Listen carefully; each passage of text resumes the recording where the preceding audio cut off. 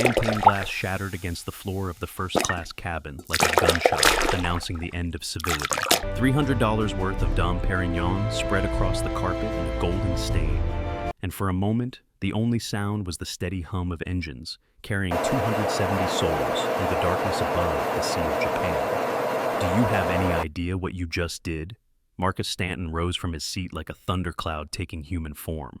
6'2", silver-haired, with the kind of jaw that looked like it had been carved from the same granite as Mount Rushmore. His Armani suit cost more than most people's monthly salary, and the Top Gun pin on his lapel caught the overhead light like a tiny golden accusation. Former Navy pilot, current CEO of Stanton Defense Consulting, a man who had spent 30 years being the most important person in every room he entered. And right now, every ounce of that importance was focused on the small woman kneeling at his feet. Evelyn Hartwell kept her head bowed as she gathered the broken glass with trembling fingers. 34 years old, barely 5'4", with the kind of face that people forgot the moment they looked away. Her Delta Airlines uniform hung slightly loose on her frame, and her dark hair was pulled back in a regulation ponytail that somehow made her look even smaller. "I am so sorry, sir," she said, her voice barely above a whisper. "I will have this cleaned immediately, and of course Delta will cover any dry cleaning." "Dry cleaning?" Marcus laughed, but there was no humor in it. "This is a $4,000 suit, sweetheart. You think dry cleaning is going to fix this?" From the seat beside him, Derek Holloway leaned forward with the kind of grin that only generational wealth could produce. 28 years old, chiseled features, the son of a 3-star general who had never let anyone forget it. He wore his father's legacy like a crown, and right now, that crown was tilted at an angle designed for maximum condescension. "This is exactly why I hate flying commercial," Derek said, loud enough for the entire first-class cabin to hear. "The help these days cannot even carry a tray without creating a disaster." "What is next? Are they going to lose my luggage too?" A soft chuckle rippled through the nearby seats. Senator Victoria Ashford looked up from her tablet, her perfectly manicured eyebrows raised in amused agreement. At 53, she sat on the Senate Armed Services Committee and had built a career on looking down at people who were not useful to her advancement. Right now, the flight attendant on the floor did not appear useful at all. "Perhaps," the senator said, her voice carrying the practiced warmth of 1,000 campaign speeches, "we should request someone more experienced." Evelyn's hands continued their work, methodically collecting each shard of glass. Her fingers never hesitated, never shook more than that initial tremor. And if anyone had been watching closely, they might have noticed something strange. The way she gathered the pieces was precise, efficient, almost military in its economy of movement. But no one was watching closely. No one ever did. "I apologize again for the inconvenience," Evelyn said, rising to her feet with the broken glass cupped carefully in a napkin. "I will have a fresh glass brought to you immediately. Compliments of—" "I don't want another glass," Marcus waved his hand dismissively. "I want competent service. Is that too much to ask at 30,000 feet? Raymond Chen, seated across the aisle, looked up from his laptop with the expression of someone who had found a new specimen to examine. 51 years old, wire-rimmed glasses, the kind of aviation consultant who corrected pilots on terminology and genuinely believed he was being helpful. "You know," Raymond said, adjusting his glasses, "I have been observing the crew's performance throughout this flight. The service protocols are adequate, but the execution leaves much to be desired. This young woman, for instance, demonstrates a fundamental lack of spatial awareness that is frankly concerning in an aviation environment." He delivered this assessment as if presenting findings at an academic conference, completely oblivious to the fact that Evelyn was standing 3 feet away. "Spatial awareness," Derek repeated with a snort. "Is that the fancy way of saying she cannot walk straight?" More laughter. Marcus settled back into his seat with the satisfaction of a man who had successfully established the natural order of things. And through it all, Evelyn stood perfectly still, her face arranged in an expression of professional contrition that revealed nothing of what lay beneath. She had heard worse, much worse, in places where words were the least of your concerns. Amy Nguyen appeared at her elbow like a guardian angel in a Delta uniform. The senior flight attendant was in her early 40s, with kind eyes and the sort of calm efficiency that came from 2 decades of managing impossible passengers at impossible altitudes. "I will take care of this," Amy said quietly, her hand briefly touching Evelyn's arm. Go check on the passengers in economy. I have got things handled here. Evelyn nodded, but before she could move, she paused to fold the napkin containing the broken glass. Her fingers moved automatically, creating precise triangles, sharp edges aligned perfectly, the fold pattern unmistakably military. It took exactly 3 seconds. No one noticed, except for one person. In seat 4D, Master Sergeant Frank Ortega lowered the magazine he had been pretending to read. 61 years old, weathered face, the kind of eyes that had seen everything and forgotten nothing. He had served 34 years in the United States Army, from the jungles of Panama to the mountains of Afghanistan, and he knew military bearing when he saw it. That napkin fold was not something you learned in flight attendant training. He filed the observation away and continued watching. Evelyn made her way through the first class toward the curtain separating it from business class, her steps measured and quiet. She passed Mrs. Eleanor Mitchell, an elderly woman traveling alone in seat 6A, who offered her a sympathetic smile. The old woman's fingers rested on a faded photograph in her lap, a young man in a pilot's uniform from another era. "Don't let them bother you, dear," Mrs. Mitchell said softly as Evelyn passed. "My husband flew in Vietnam.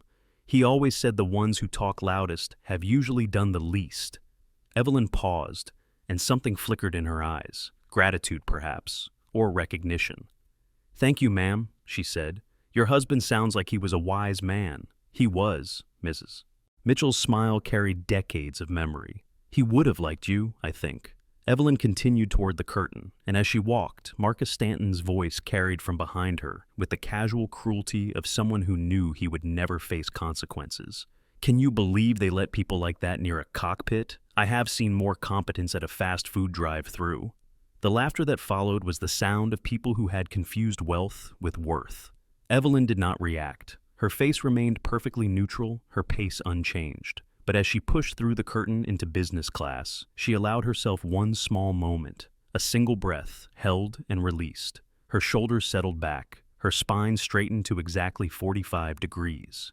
Her chin lifted by a fraction of an inch, the posture of someone who had spent years standing at attention. And then it was gone, smoothed away like ripples on still water. 30,000 feet below, the Sea of Japan stretched endlessly into the darkness. And somewhere on the edge of radar range, 4 shadows were beginning to move. The aircraft shuddered almost imperceptibly, a tiny vibration that most passengers would attribute to turbulence. But Evelyn felt it differently. Her body registered the change before her mind could process it, some ancient instinct awakening in the back of her skull. Something was wrong. She paused in the business class galley, her eyes automatically tracking toward the cockpit door. Through the reinforced barrier, she could hear nothing unusual. But her skin prickled with awareness, the kind of sensation that had saved her life more times than she cared to remember. Tyler Brooks, a young private first class in civilian clothes, looked up from his seat as she passed. He was barely 22, heading home on leave for the first time in 18 months, and the exhaustion of deployment still clung to his features like a second skin. "Ma'am," he said, noticing her sudden stillness, "everything okay?" Evelyn forced a smile. "Just checking on everyone. Can I get you anything?" "No, ma'am, thank you." He settled back into his seat, but his eyes lingered on her for a moment longer than necessary. Something about the way she carried herself reminded him of his commanding officers. The plane shuddered again, more noticeably this time. In first class, the conversation had shifted to business. Marcus was explaining his company's latest defense contract to Derek, their voices carrying the self-important cadence of men who believe their words shape the world. "The Pentagon is finally understanding the value of privatized intelligence operations," Marcus was saying. "My firm has contracts with 3 separate branches now. The access we have is unprecedented." "My father mentioned your work," Derek replied. "He said Stanton Defense is doing things that would make traditional military intelligence look like amateur hour." "Your father is a perceptive man. We have assets in places that the official agencies cannot even acknowledge exist." Ortega listened from his seat, his expression revealing nothing. But something about Marcus's words made his jaw tighten, almost imperceptibly. The intercom crackled to life. "Ladies and gentlemen, this is Captain Thomas Reed speaking." The pilot's voice carried a forced casualness that did not quite mask an underlying tension. We are experiencing some unusual radar activity in the area. There is no cause for alarm, but I would ask everyone to please remain in your seats with your seatbelts fastened until further notice." A murmur rippled through the cabin. Passengers exchanged glances, some concerned, others merely annoyed at the interruption. Marcus scoffed. "Unusual radar activity." Translation: some fishing boat pinged their systems and now they are panicking. This is what happens when you let civilians run aviation. "You know," Derek added, "if this were a military transport, we would already have fighter escort. But commercial flights, they just leave you hanging in the wind." In the galley, Evelyn stood frozen, her eyes fixed on something no one else could see. Her fingers had gone still on the drink cart, and her breathing had become shallow and controlled. Unusual radar activity. The words echoed in her mind, connecting to memories she had spent years trying to bury. She had heard that phrase before. Different language, different continent, but the same quiet terror lurking beneath professional understatement. The cockpit door opened, and First Officer William Morrison emerged, his face pale beneath the forced calm of a man trying very hard not to show fear. He scanned the first-class cabin until his eyes landed on Amy Nguyen. "We need to talk," he said, his voice low but urgent. "Now." Amy moved toward him, and Evelyn watched from behind the curtain as they huddled in whispered conversation. She could not hear the words, but she could read the body language well enough. Morrison's shoulders were tight, his hands clenched at his sides. Amy's face went from professional concern to genuine alarm in the span of seconds. Then Morrison said something that made Amy's hand fly to her mouth. The plane shuddered again, harder this time, and a collective gasp rose from the passengers. Through the windows, the darkness outside seemed to press closer, more threatening. Evelyn moved. She did not make a conscious decision. Her body simply responded to years of training that no amount of civilian life could erase. She walked toward the galley where Amy and Morrison were conferring, her footsteps silent on the carpet, her presence unremarkable. Just another flight attendant checking on the situation. Nothing to see here. "What's happening?" she asked quietly, positioning herself so that her body blocked the conversation from the curious eyes of first-class passengers. Morrison looked at her, and for a moment, his professional mask slipped. She could see the terror beneath. "4 bogies on radar," he whispered. "Military configuration. They appeared out of nowhere about 5 minutes ago, and they are closing fast." Amy's hand trembled as she pressed it against her chest. "What does that mean? Are we being... Are they gonna... I don't know." Morrison ran a hand through his hair, disheveling the careful styling. "Captain Reed is trying to contact them on emergency frequencies, but there's no response. They're just closing in." "Have you contacted air traffic control?" Evelyn asked, her voice remarkably calm. Morrison nodded. "Tokyo Center handed us off to some kind of military coordination frequency. They're trying to get U.S. assets scrambled, but we're in a gray zone, international airspace. It could be 20 minutes before anyone reaches us." 20 minutes. An eternity at 30,000 feet with hostile aircraft approaching. Evelyn's mind was already calculating trajectories, distances, fuel loads. The numbers came automatically, unbidden, drawn from a well of knowledge she had tried to seal shut. "What kind of aircraft?" she heard herself ask. Morrison blinked, momentarily confused by the question coming from a flight attendant. "What?" "The bogies. What configuration did radar show?" The captain said they looked like MiG-29s based on the signature, but that does not make sense. We're nowhere near Russian airspace, and the Chinese use different fulcrums," Evelyn murmured, so quietly that only she heard it. 4-ship formation, probably 2 elements of 2. Standard intercept pattern." The words had escaped before she could stop them, carried on the current of memories she could not quite control. Morrison was still talking, something about emergency procedures and passenger notification, but Evelyn was no longer listening. Her eyes had drifted to the window, where the night sky stretched endlessly beyond the reinforced glass.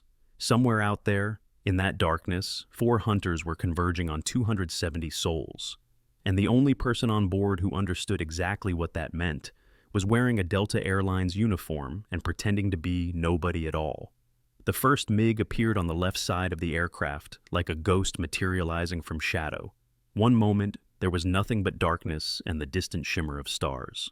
The next, a sleek gray shape was sliding into formation barely 100 meters from the Boeing's wingtip. its navigation lights cutting through the night like predators' eyes. The screaming started almost immediately.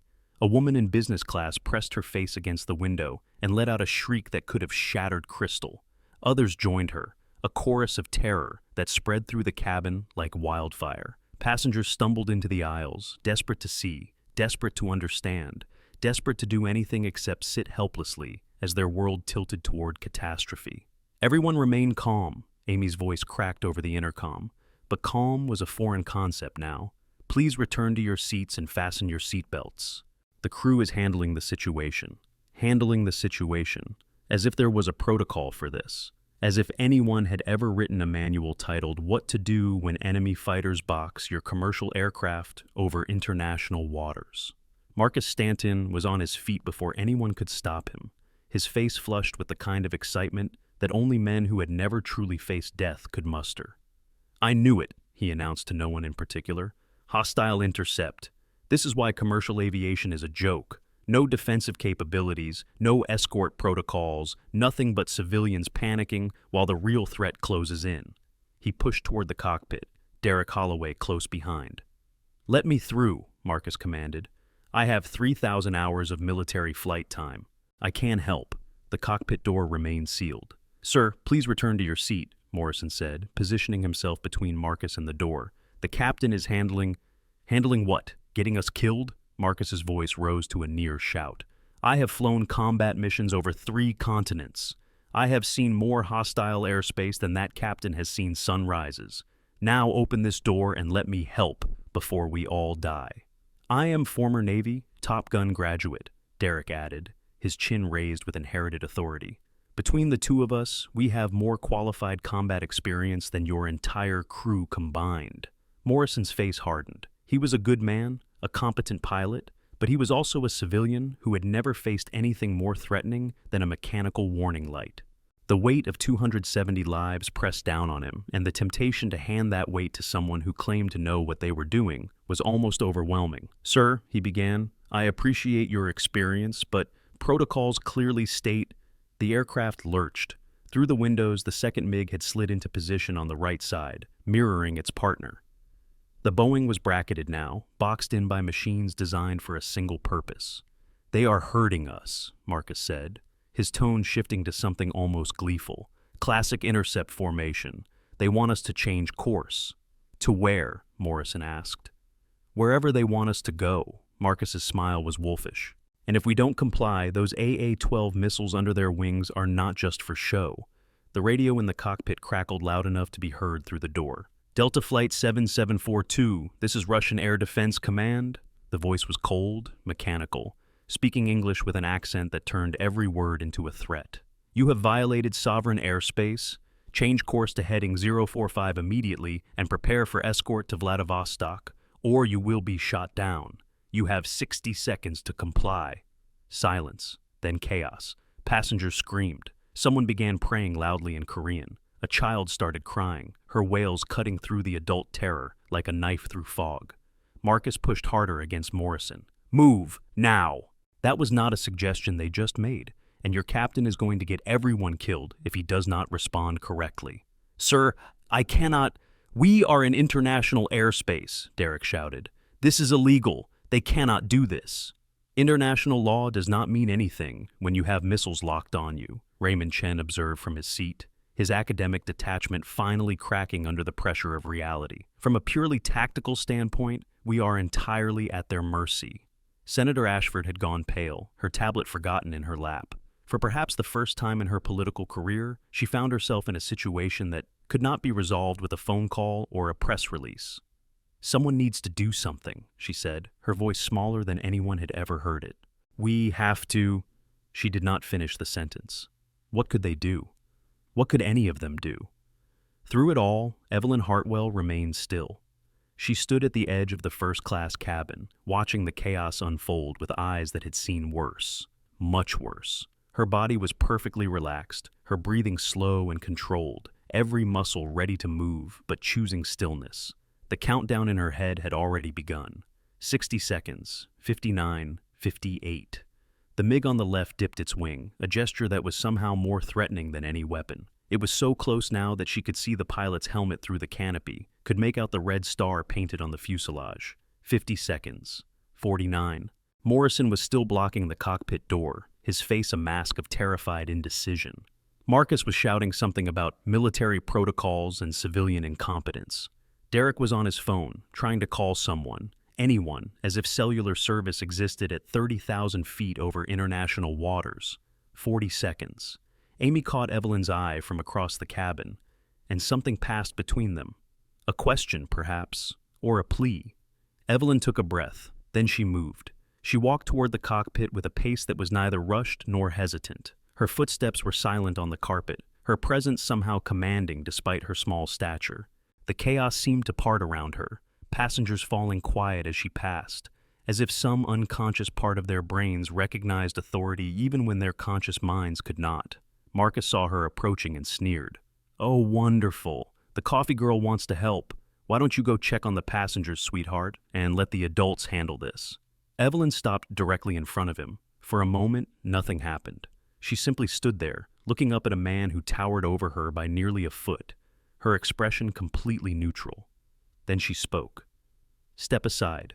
2 words. No anger, no fear, no desperation. Just a command delivered with the quiet certainty of someone who expected to be obeyed. Marcus laughed. "Excuse me? Do you have any idea who I am? I have flown F-14 Tomcats over—" "You flew training missions over Nevada," Evelyn said, her voice cutting through his bluster like a blade through paper. "Your combat record consists of 2 deployments to the Persian Gulf during periods of minimal hostile activity, and your last active flight was 19 years ago. You have not touched a military aircraft since the Clinton administration." Marcus's mouth opened, but no sound came out. How did she know that? How could she possibly know that? "Step aside," Evelyn repeated. "Now." And then she did something that made everyone in first class stop breathing. She turned to Morrison, and when she spoke, her voice was completely different, deeper, harder. The voice of command, of authority, of someone who had given orders in moments when hesitation meant death. "Open the door." Morrison's hand moved to the keypad before his brain could catch up. His fingers entered the code automatically, responding to something in her tone that bypassed conscious thought entirely. The door clicked open. "Wait!" Marcus grabbed her arm. "You cannot just—" Evelyn's head turned toward him, and he saw her eyes clearly for the first time. They were not the eyes of a flight attendant. They were the eyes of a hunter. His hand fell away. 20 seconds on the countdown. Evelyn stepped into the cockpit. Before we continue with this incredible story, if you want to know what happens when the F-22 Raptors arrive and say her call sign, hit that subscribe button and turn on notifications right now. Trust me, the twist coming up will make you stop everything you are doing. Now, back to 30,000 feet. The cockpit was a symphony of alarms. Red lights pulsed across the instrument panel. Warning tones competed for attention like desperate children. And in the captain's seat, Thomas Reed sat frozen, his hands gripping the yoke with the white-knuckled terror of a man who had just discovered that 23 years of commercial aviation had not prepared him for this moment. "Captain," Evelyn said, closing the cockpit door behind her and sealing out the chaos of the cabin. Reed did not respond. His eyes were fixed on the radar display, where 4 hostile signatures surrounded his aircraft, like wolves circling a wounded deer. "Captain Reed."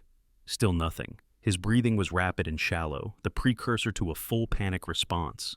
Evelyn moved to the co-pilot's seat, where the instruments screamed their warnings into the void. Through the windscreen, she could see the lead MiG perfectly now, so close that the aircraft seemed to fill the entire world. 12 seconds. "Thomas." She used his first name, pitching her voice to cut through the fog of terror. "Look at me." His head turned slowly, mechanically, and she saw the moment his eyes focused on her. Confusion flickered across his features, struggling against the grip of fear. You are the flight attendant. What are you doing in my cockpit?" "I am going to help you save 270 lives," Evelyn said. "But I need you to trust me. Can you do that?" "Trust you? You serve coffee. The radio exploded with Russian. "Delta 7742, your time has expired. Change course immediately or we will open fire. This is your final warning." 6 seconds. Reed's hands began to shake. His breath came in ragged gasps. And then, with the sudden finality of a circuit breaker tripping, his eyes rolled back and his body went limp against the seat restraints. Cardiac event. Stress-induced. Non-fatal, probably, but completely incapacitating.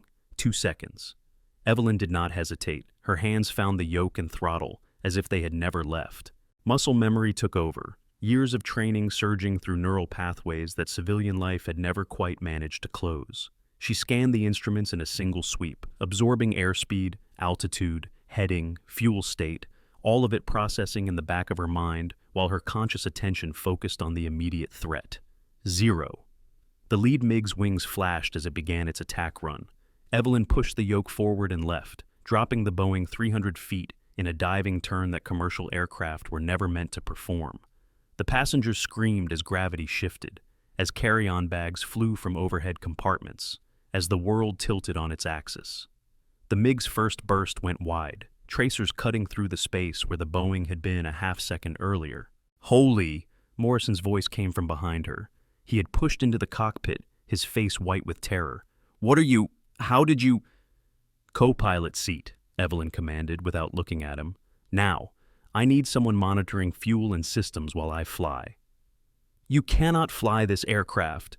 You are not certified. You are not—" Evelyn pulled the Boeing into a climbing right turn, using the aircraft's momentum to slide past the second MiG's intercept angle. The massive airliner groaned in protest, its airframe flexing under stresses it was never designed to endure. "I am the only person on this aircraft who knows how to survive a hostile intercept," she said, her voice eerily calm.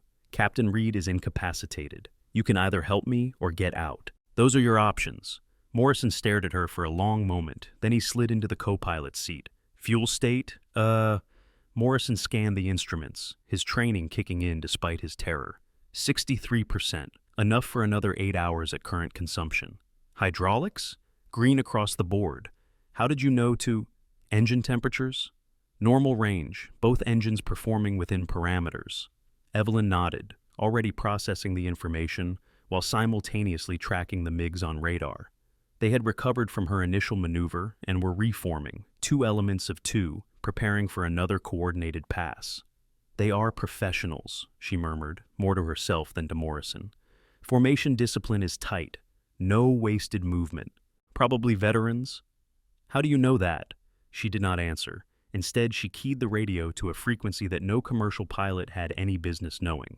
"Overwatch, Overwatch, this is Delta 7742 declaring emergency. We have 4 hostile interceptors with weapons hot, pilot incapacitated, requesting immediate assistance. 270 souls on board. Static." Then a voice crackled through, female, professional, with an undercurrent of controlled urgency. "Delta 7742, this is AWACS Overwatch. We are tracking your situation. Be advised, we have 2 F-22 Raptors scrambling from Kadena, but current ETA is 12 minutes. Can you maintain?" 12 minutes. Against 4 MiGs with live weapons and apparent authorization to fire. "We will manage," Evelyn said, "requesting you relay our situation to Pac Fleet Command. And Overwatch." She paused. "It is good to hear a friendly voice out here." A brief silence. Then, "Copy that, Delta 7742. Overwatch has you covered. Stay strong." The radio clicked off. Morrison was staring at her. "How did you know that frequency? That is classified military communications. Commercial pilots do not have access to—" "Check our heading," Evelyn interrupted. "I need to know if we have any viable divert options within 500 nautical miles." "Our heading is—" "Wait." Morrison's eyes widened as he studied the navigation display. "You change course. We are not heading toward Vladivostok anymore." "No. But they said a lot of things." Evelyn's voice was flat. "They are also not going to shoot us down." "How can you possibly know that?" "Because if they wanted us dead, we would already be dead." Those warning shots were exactly that. Warnings. They are trying to force compliance, not destruction, which means we have leverage. Morrison shook his head in disbelief. "Who are you?" The question hung in the air, heavy with implications. Evelyn did not answer. Her attention was fixed on the radar, where the MiGs were reforming for another pass. "Brace," she said, and then she put the Boeing into a maneuver that should have been impossible. Marcus Stanton had forced his way to the cockpit door, his face a mask of fury and fear. Through the reinforced barrier, he could hear the engines straining, could feel the aircraft moving in ways that commercial airliners were never meant to move. "This is insanity," he shouted at no one in particular. "That woman is going to kill us all. Someone needs to stop her." Derek appeared at his side, his earlier bravado stripped away to reveal the frightened young man beneath. How is she doing this? Flight attendants do not know how to fly combat maneuvers. They don't. Marcus's mind was racing, trying to reconcile what he was seeing with what he knew to be possible. No one can fly a 777 like this. The structural limitations, the response time, the sheer mass of the aircraft, it should not be possible. In Seat 4D, Master Sergeant Ortega was watching the cockpit door with an expression of quiet recognition. He had seen pilots like this before, not many, only a handful in his 34 years of service. The ones who could make any aircraft dance, who could feel their way through the situations that would kill lesser aviators. Operators called them naturals. The ones who were born for the cockpit the way some people were born for the operating room or the battlefield. But there was something else about this woman, something in the way she moved, the way she spoke, the way she folded that napkin. Military, definitely military, but not just any military. The aircraft leveled out momentarily, and through the window, Ortega could see one of the MiGs sliding past, its pilot visible through the canopy. Even at this distance, he could see the frustration in the fighter pilot's body language. They were not used to their prey fighting back. Good. "Passengers, this is your co-pilot speaking." Morrison's voice came over the intercom, strained but attempting professionalism. "We are currently experiencing a security situation that requires some non-standard maneuvering. Please remain in your seats with your seatbelts fastened. The crew is working to resolve the situation." Resolve the situation? Karen Price, the chief purser, had made her way to first class, her face pale. What situation? Who is flying this plane? "One of our crew members has taken control," Morrison said carefully over the intercom. "She is extremely qualified." "Qualified," Marcus exploded. "She is a flight attendant. She probably got her license from a cereal box. I demand to know what is happening in that cockpit right now." Amy Nguyen stepped forward, positioning herself between Marcus and the cockpit door with a courage she did not entirely feel. "Sir, please return to your seat. The situation is being handled." Handled by whom? A woman who serves drinks for a living? Marcus's face had gone red, veins pulsing at his temples. "I have personally logged more combat hours than she has probably logged anything. This is my expertise. This is what I trained for. And you are going to let some nobody." The aircraft rolled sharply to the left, cutting off his tirade and sending him stumbling against the bulkhead.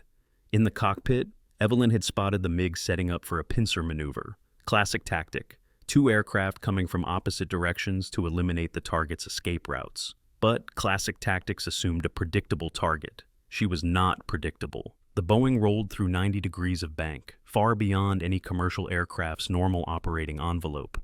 Passengers screamed. Oxygen masks deployed automatically, and for 3 impossible seconds, the airliner flew sideways through the sky. Then she leveled out, and the MiGs shot past each other, their carefully coordinated attack thrown into disarray. "That is not possible," Morrison whispered. "The aircraft cannot, the passengers cannot." "The Boeing 777 is rated for 2.5 Gs in emergency situations," Evelyn said, her voice clinical. "We peaked at 1.8. Uncomfortable, but survivable. How do you know the G limits of a commercial aircraft?" "The same way I know the G limits of an F-22 Raptor. Same way I know the turn radius of a MiG-29 at various altitudes and airspeeds. Same way I know that in approximately 45 seconds, they are going to try a vertical bracket maneuver, and when they do, we are going to use their own tactics against them." Morrison's mouth opened and closed several times. "Who are you?" he finally managed. Evelyn's hands moved across the control panel, adjusting trim, monitoring engine temperatures, tracking the hostile signatures on radar. "Someone who should have stayed dead," she said quietly. The words hung in the air, unexplained, ominous. Before Morrison could respond, the radio crackled. "Delta 7742, this is AWACS Overwatch. The F-22 flight is inbound, ETA now 9 minutes. Can you confirm status?" "Copy, Overwatch. Still flying, still breathing. Hostiles are regrouping for another pass." "Understood. Be advised. The lead F-22 is callsign Viper. He is requesting confirmation of who is currently flying that aircraft." Evelyn's jaw tightened, almost imperceptibly. "Tell Viper that the aircraft is under control. That is all he needs to know." A pause. Delta 7742, Viper is insisting. He says your flight profile is inconsistent with commercial aviation training. He wants to know who he is about to risk his life to protect. Morrison looked at her. What should I tell them? Evelyn was silent for a long moment. Her eyes remained fixed on the horizon, where the first hint of dawn was beginning to lighten the eastern sky. Tell him, she started, then stopped. Tell him what? The truth? After 3 years of hiding, of building a new life, of becoming someone else entirely, after everything she had sacrificed to disappear? The MiGs were reforming. The clock was ticking. And somewhere out there, 2 F-22 Raptors were racing toward her, flown by pilots who might recognize her flying style, her tactics, her signature. Tell him that whoever is flying this aircraft will get these passengers safely on the ground, she finally said. That is all that matters right now. Morrison relayed the message. The radio was silent for a long moment. Then, copy, Delta 7742. Viper acknowledges. Help is on the way. Help. The word echoed in Evelyn's mind, carrying memories she had tried to bury. Help had been on the way in Syria, too. She still remembered the radio calls, the frantic coordination, the promises that extraction was coming. Help had arrived 43 minutes too late. By then, she was the only one left alive. She pushed the memory away. That was another life, another person. The woman who had died in that desert was not the woman sitting in this cockpit, or so she told herself. The MiGs began their next approach, and Evelyn Hartwell, formerly of the United States Air Force, began to fly. The next 7 minutes were the longest of Morrison's life. He watched in stunned silence as the woman beside him performed maneuvers that defied everything he knew about commercial aviation. She flew the Boeing like a fighter jet, anticipating the MiGs' movements before they completed them, always positioning the massive aircraft just outside their optimal engagement parameters. It was impossible, and yet it was happening. Bank angle coming up, Evelyn said, her voice unnaturally calm. Watch the number 2 engine temperature. If it spikes above normal range, let me know immediately. How are you doing this? Experience. The word was flat, emotionless. Check engine temps. Nominal, Evelyn. If that is even your real name, I need to understand what is happening here. What is happening is that I am keeping us alive until those F-22s arrive. That is all you need to understand right now, the radio crackled. Delta 7742, Viper flight is visual, 2 F-22 Raptors inbound, your 6 o'clock low, distance 15 miles. Relief flooded Morrison's face, but Evelyn's expression did not change. If anything, she seemed to grow more tense. Copy, Viper flight. Be advised, hostiles are currently in a diamond formation at our 12 o'clock, distance 8 miles. They appear to be setting up for another intercept run. Understood, Delta. We are engaging. Through the windscreen, Morrison could see tiny shapes emerging from the dawn sky, moving impossibly fast. The F-22 Raptors, 5th-generation fighters, the most advanced combat aircraft in the world. The MiGs saw them too. For a long moment, nothing happened. The two formations faced each other across miles of contested airspace, predators measuring predators. Then the lead MiG broke formation. It turned away, its wingman following, and within seconds all 4 hostile aircraft were retreating toward the northern horizon. They did not look back. Delta 7742, Viper flight, hostiles are breaking off. Looks like they decided they did not want to play anymore. Morrison let out a breath he did not realize he had been holding. Oh, thank God. We are safe. But Evelyn's hands remained tight on the yoke. Viper flight, she said into the radio. Request escort to Kadena. We have a pilot medical emergency and need immediate priority handling. Copy, Delta. We have you covered. We'll escort to Kadena and coordinate emergency services. The F-22s slid into formation on either side of the Boeing, their sleek shapes visible through the cockpit windows. After the terror of the MiGs, their presence was almost absurdly reassuring. Morrison slumped in his seat. I cannot believe we are alive. I do not have words for what that was. Evelyn said nothing. She was watching the lead F-22 through the left window, something unreadable in her expression. Delta 7742, this is Viper lead. The voice on the radio had changed, becoming more personal. I have to say, whoever is flying that bird right now is putting on one heck of a show. Those maneuvers you pulled, I have not seen flying like that since... He trailed off. Since what? Morrison asked, glancing at Evelyn. She did not respond. Her jaw had tightened, and her knuckles were white on the yoke. "Since Top Gun," Viper Lead finished slowly. "Delta 7742, I need you to confirm something for me. The pilot currently at the controls. What is their background?" Morrison looked at Evelyn. She shook her head slightly. "Viper Lead, the pilot has asked to remain anonymous. What matters is that we are all safe now." A long pause. Then, "Delta 7742, this is Lieutenant Jake Williams, call sign Reaper. I am not asking as an escort pilot. I am asking as someone who trained at Miramar for 3 years. The maneuvers I just watched, there are maybe 6 people in the world who could have pulled those off in a commercial aircraft, and 3 of them are dead." Evelyn closed her eyes. "Reaper," she finally said, keying the radio herself. "This is Delta 7742. Appreciate the assist. Let's just focus on getting these passengers safely on the ground." Silence. Complete, absolute silence. Then, that voice. Reaper's words came slowly, each one heavy with disbelief. "I know that voice. Delta 7742, I need you to confirm something for me. I need you to tell me your call sign." The cockpit seemed to shrink. Morrison was staring at Evelyn with wide eyes, finally beginning to understand that he had stumbled into something far larger than a simple emergency. "Reaper," Evelyn said, "this is not the time or place for your call sign." His voice cracked slightly. "Please, I need to know." The Boeing flew on through the dawn sky, bracketed by fighters, heading towards safety. But inside the cockpit, time had stopped. Evelyn took a breath, and then another. Her hand trembled slightly as she reached for the radio.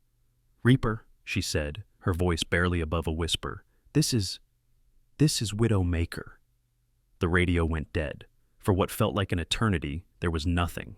No acknowledgement, no response. Just the steady hum of engines and the distant whisper of wind over wings. Then Jake Williams's voice came through, broken and raw. Widowmaker? No, that is not possible. You are dead. We had a memorial. I spoke at your memorial. His voice cracked completely. I carried your flag, Evie. I gave it to your mother." In the cockpit, Evelyn pressed her eyes closed against the tears she refused to let fall. "I know," she whispered. "I know you did, Jake, and I am so sorry." If this story is keeping you on the edge of your seat, smash that like button right now. Every like helps us bring more incredible military stories to your feed. And stick around, because what Evelyn does next, it is the kind of move that made her a legend in classified circles. The MiGs are closing in, and the real Widowmaker is about to wake up. In the first-class cabin, the news spread like wildfire through dry brush. Did you hear what they said on the radio? Widowmaker, what does that mean? Someone said it is a call sign, a military call sign. Marcus Stantain had gone very still. His face, which had been flushed with anger moments before, was now the color of old paper. "Widowmaker," he repeated, his voice hollow. "No, that cannot be." Derek looked at him with confusion. "What? What is Widowmaker?" But Marcus was not listening. He was staring at the cockpit door with an expression that might have been horror, might have been awe, might have been both. "Widowmaker," he said again, "is the call sign of the only female ace pilot in modern American history. 7 confirmed kills over Syria and the South China Sea. She was a legend, a ghost, the kind of pilot that other pilots told stories about." "Was?" Derek pressed. "She died 3 years ago. Classified mission. We lost the entire flight. 3 pilots gone in a single night." Marcus's voice had dropped to barely a whisper. "The Air Force gave her a posthumous Navy Cross. There is a plaque with her name at Nellis." "But if she is dead..." Marcus did not answer. He was still staring at the cockpit door, his mind refusing to process what his ears had heard. Mrs. Eleanor Mitchell had risen from her seat, her aged face illuminated with something like recognition. "Widowmaker," she said softly. "My husband mentioned that name years ago. He said she reminded him of the pilots from his generation. The ones who flew like the airplane was part of their body." Master Sergeant Ortega nodded slowly. He had pieced it together minutes ago, from the napkin fold to the combat maneuvers to the way she handled stress. "Some ghosts," he said quietly, "refuse to stay buried." Senator Ashford had recovered enough to pull out her phone, frantically scrolling through what appeared to be classified briefing documents. Widowmaker. Her face went pale as she found what she was looking for. "Oh my God, I signed the citation for her Navy Cross. I gave a speech at the Pentagon ceremony. And that woman, that flight attendant, she looked up at the cockpit door with new eyes. I called her incompetent, she whispered. I laughed when they mocked her. The irony was not lost on anyone in earshot. In the cockpit, Evelyn was dealing with the aftermath of her revelation while simultaneously flying a commercial aircraft toward Kadena Air Base. How? Jake's voice crackled through the radio, steadier now but still thick with emotion. How are you alive? We searched for weeks. We found wreckage, identification, DNA. You found what they wanted you to find. Evelyn's voice was flat, professional, discussing her own death as if it were a tactical briefing. The mission was compromised, Jake. Someone leaked our position. By the time I realized what was happening, Torres and Chen were already gone. But how did you survive? I ejected at 200 feet, hit the water, and swam to a fishing boat crewed by people who had more interest in staying out of government affairs than reporting a half-dead American pilot. She paused. I spent 6 weeks recovering in a village that does not appear on any map.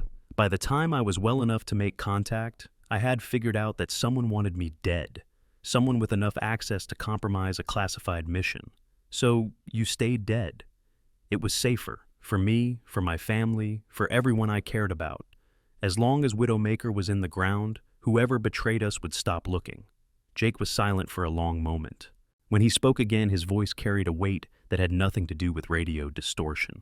3 years, Evie. 3 years I thought you were gone. Do you have any idea what that did to all of us?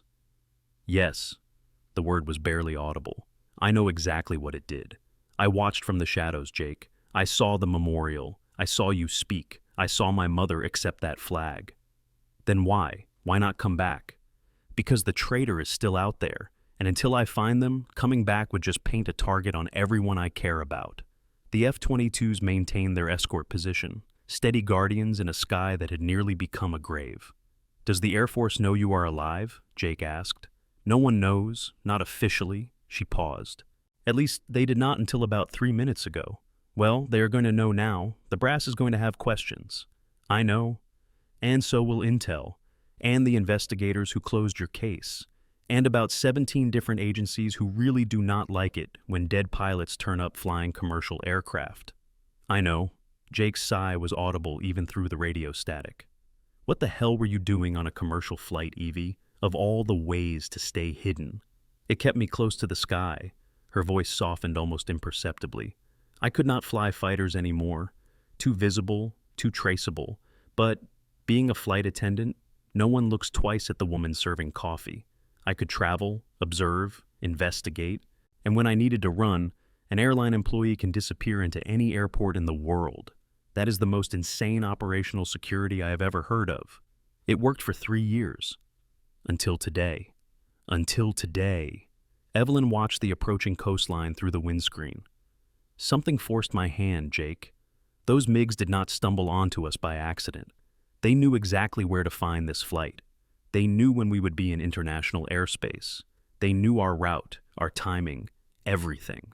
You think someone tipped them off? I think whoever wanted me dead 3 years ago just tried again. And this time, they did not care if they took 270 innocent people with me. The implication hung in the air, heavy and dark. You think the traitor is still active? Jake said slowly. You think they knew you were on this flight. I think there are questions that need answers. And I think some of those answers might be sitting in the first-class cabin right now.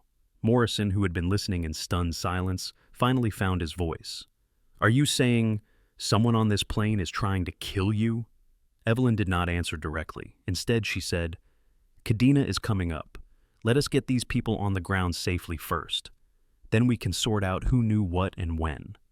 Widowmaker, Jake said, using her call sign with something approaching reverence. Whatever happens when we land, I have got your back. You know that, right? I know, Reaper. And Jake, thank you for everything you said at that memorial. My mother told me, she said you made her proud. A pause. She told you? I visited her last year, in disguise.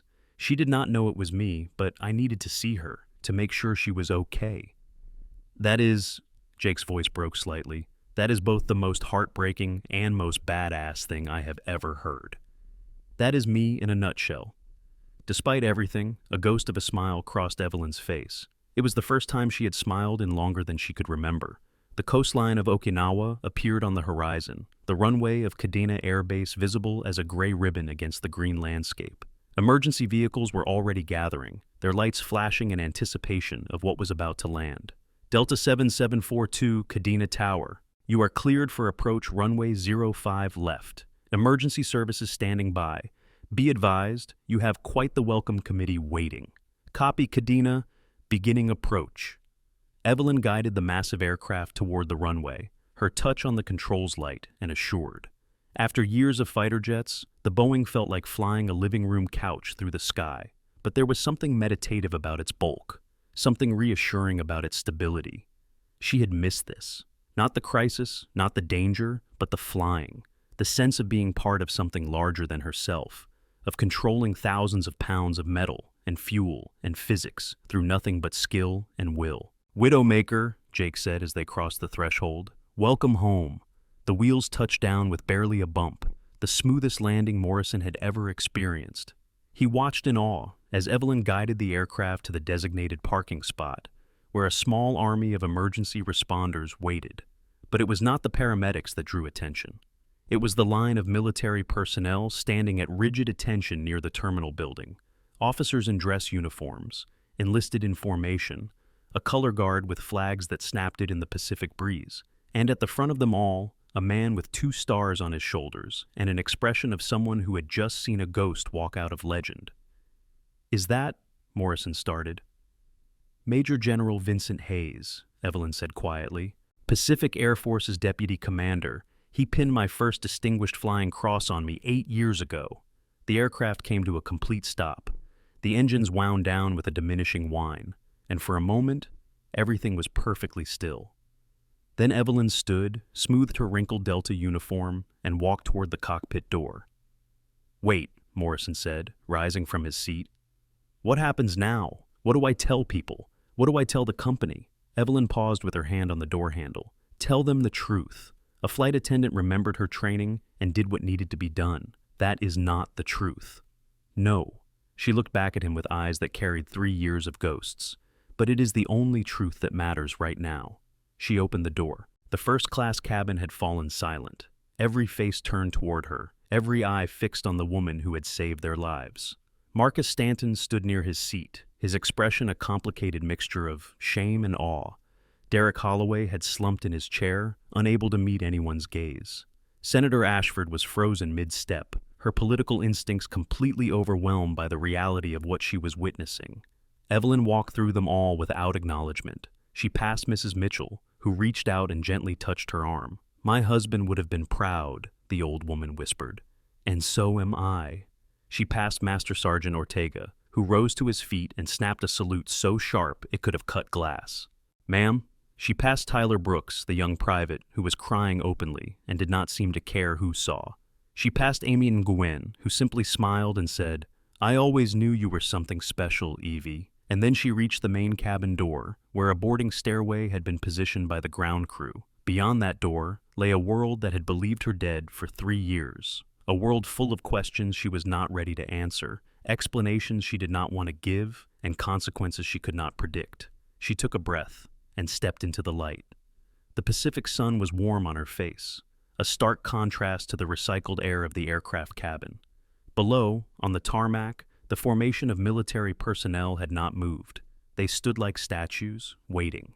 Evelyn descended the stairs slowly, each step taking her further from the anonymity she had built and closer to the identity she had tried to leave behind.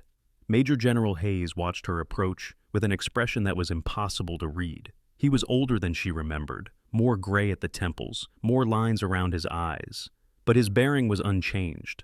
The ramrod posture of a career officer who had spent 4 decades serving his country. She stopped 10 feet from him and came to attention, not consciously, just automatic, her body remembering protocols that her mind had tried to forget. General Hayes, she said. Major Hartwell. He paused. Or should I say, Lieutenant Colonel. Your promotion came through while you were dead. Seemed inappropriate to announce it at the time. Understandable, sir. Hayes studied her for a long moment. His expression flickered through a dozen emotions, too quickly to identify. Then he did something that shocked everyone watching. He smiled. "You know," he said, his voice carrying across the silent tarmac, "when I got the call that a commercial airliner was being intercepted by hostile aircraft and someone had taken control and was flying it like a fighter jet, I had exactly one thought. Sir, I thought, there is only one person crazy enough to try that, and she is dead." He shook his head slowly. "Should have known better than to count you out, Widowmaker." Behind Hayes, the formation rippled. Word was spreading through the ranks, the name passing from lip to lip like a secret too wonderful to contain. "Widowmaker, she is alive. Widowmaker is alive." Hayes stepped forward and, in full view of his staff and the gathered personnel, embraced her. It was brief, barely professional, but it spoke volumes to everyone watching. "Welcome home, Evelyn," he said quietly, too low for anyone else to hear. "We have a lot to talk about." "Yes, sir, we do." When he stepped back, his professional mask was firmly back in place. "You will, of course, need to be debriefed. There are questions about your disappearance, your activities over the past 3 years, and the circumstances of this incident. I understand. And there will be administrative matters, your status, your rank, your security clearances. It is going to be a mess. I expected nothing less," Hayes nodded. "For now, medical is standing by to check you over, and we have a VIP suite prepared where you can rest until we begin formal proceedings." He paused, "though I suspect rest is the last thing on your mind. There are things I need to tell you, sir, about the original mission, about how it was compromised, about why I stayed hidden." "I assumed as much." Hayes' expression hardened. "The intelligence community has been operating under certain assumptions for 3 years. If those assumptions are wrong, they are wrong, sir. Very wrong. Then we will make them right." Hayes gestured toward a waiting vehicle. "But first, let us get you off this tarmac before the press figures out what is happening. The last thing we need is your resurrection being announced via Twitter." Evelyn nodded and began walking toward the vehicle, but she paused at the edge of the formation, turning to face the assembled personnel who had turned out to witness her arrival. They were young, most of them, young pilots, young officers, young enlisted. The next generation of warriors, standing at attention for a ghost they had only heard about in whispered stories. She drew herself to full height, which was not particularly impressive, and snapped a salute that was. The formation returned it as one, the sound of 200 hands rising in unison like a breaking wave. Then she turned and continued toward the vehicle, leaving the formation behind. But she did not leave the first-class cabin behind so easily. Behind her, passengers were beginning to emerge from the aircraft, blinking in the unfamiliar sunlight, processing what they had experienced. Marcus Stanton walked down the stairs like a man in a trance, his earlier bravado completely evaporated. Derek Holloway followed, silent for perhaps the first time in his adult life. Senator Ashford emerged last, her phone already pressed to her ear, no doubt coordinating spin with her staff. But even she could not quite manage to look away from the slight figure walking across the tarmac with a general at her side. 3 years of mockery, 3 years of being treated as invisible, as incompetent, as beneath notice. And it turned out she had been a hero all along. We are in at the final stretch now, and if you have made it this far, you are one of us. Drop a comment below telling me what branch of the military you served in, or if you have a veteran in your family you want to honor. Share this video with someone who needs to hear this story. Now let us see how Widowmaker finishes what she started 30,000 feet in the sky. The debriefing room at Kadena was aggressively institutional, all gray walls and fluorescent lights and the faint scent of military-grade cleaning solution. Evelyn sat at a metal table across from General Hayes and 2 officers she did not recognize, a woman in intelligence insignia and a man in JAG regalia. They had been at this for 4 hours. "Let me make sure I understand correctly," the intelligence officer said, her voice carefully neutral. "You are claiming that Operation Nightfall was compromised from within, that someone with high-level access deliberately leaked your flight plan to hostile forces, resulting in the deaths of 2 pilots and your presumed death." "I am not claiming anything," Evelyn replied. "I am stating facts. Torres and Chen were dead before they even knew we were under attack. The ambush was surgical. They knew our approach vector, our timing, our frequencies. That is not luck. That is intelligence. And you have spent 3 years investigating this alleged breach?" Yes. While posing as a flight attendant, among other covers. The flight attendant identity gave me mobility and access to commercial aviation databases that would have been difficult to reach otherwise. The JAG officer leaned forward. You are aware that by failing to report your survival to your chain of the command, you have technically been AWOL for 3 years. That carries serious consequences. I am aware. And you accept those consequences? Evelyn met his eyes without flinching. I accept whatever consequences are deemed appropriate, but I would remind the colonel that I stayed hidden because someone in our intelligence apparatus is compromised. Coming back would have painted a target on myself and everyone I care about. Hayes interjected. The question of disciplinary action can wait. Right now, I am more interested in what you have learned during your independent investigation. Evelyn reached into her pocket and produced a small flash drive. 3 years of documentation. Communications intercepts, financial trails, personnel movements. I do not have the name of the traitor, but I have narrowed it down to 6 possibilities. All of them have access to classified mission planning. All of them were involved with Operation Nightfall at some level. The intelligence officer took the drive with an expression of carefully controlled interest. We will need to verify this information independently. I would expect nothing less.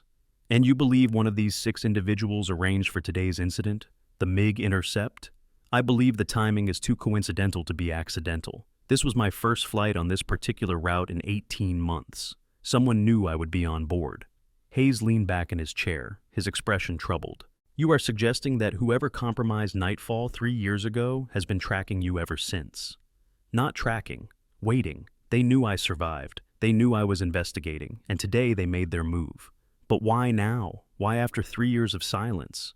Evelyn was quiet for a moment, considering her words carefully. Because I am getting close. Something I uncovered recently must have spooked them, made them decide that the risk of exposure outweighed the risk of action. What did you uncover? A financial transaction, routed through 6 shell companies across 4 continents.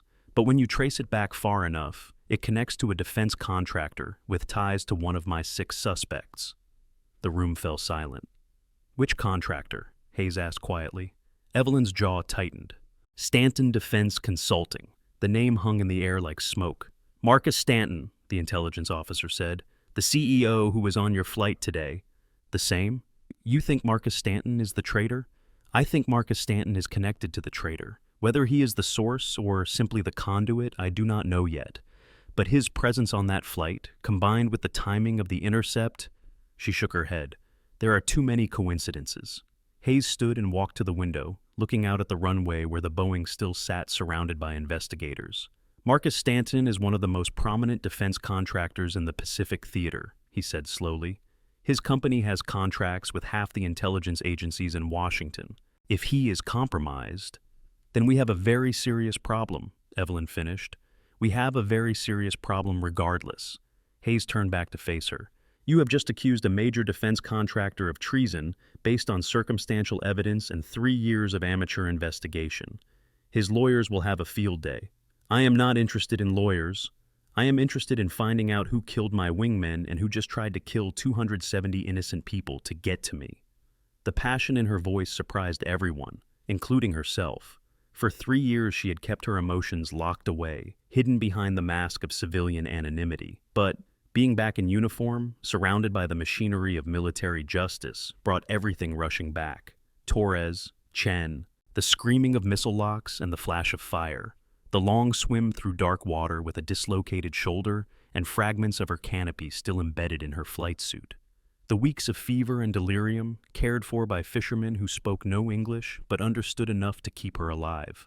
And then the slow, burning realization that someone she trusted had sold her out. There is another possibility we need to consider, the intelligence officer said carefully. What if today's incident was not about eliminating you, but about flushing you out? Evelyn looked at her. Explain. You said you have been careful, hidden, invisible for 3 years, but now everyone knows you are alive. Your identity is going to be impossible to contain. Within 24 hours, your resurrection will be international news. So the traitor accomplished their goal even though I survived. Exactly. They did not need to kill you. They just needed to expose you. The realization settled over Evelyn like a cold weight. 3 years of careful planning, of building cover identities and cultivating sources and staying in the shadows. All of it wiped away in a single morning. She was visible again, vulnerable, exactly where someone wanted her. Then we use that, she said finally. If they wanted me exposed, let us give them what they want. Let me be visible, let me be public, and let us see who comes out of the woodwork to finish what they started. Hayes raised an eyebrow. You are suggesting using yourself as bait? I am suggesting that hiding has not worked. Maybe it is time to try something different. The room was quiet as everyone processed the implications. It would be extraordinarily dangerous, the JAG officer said.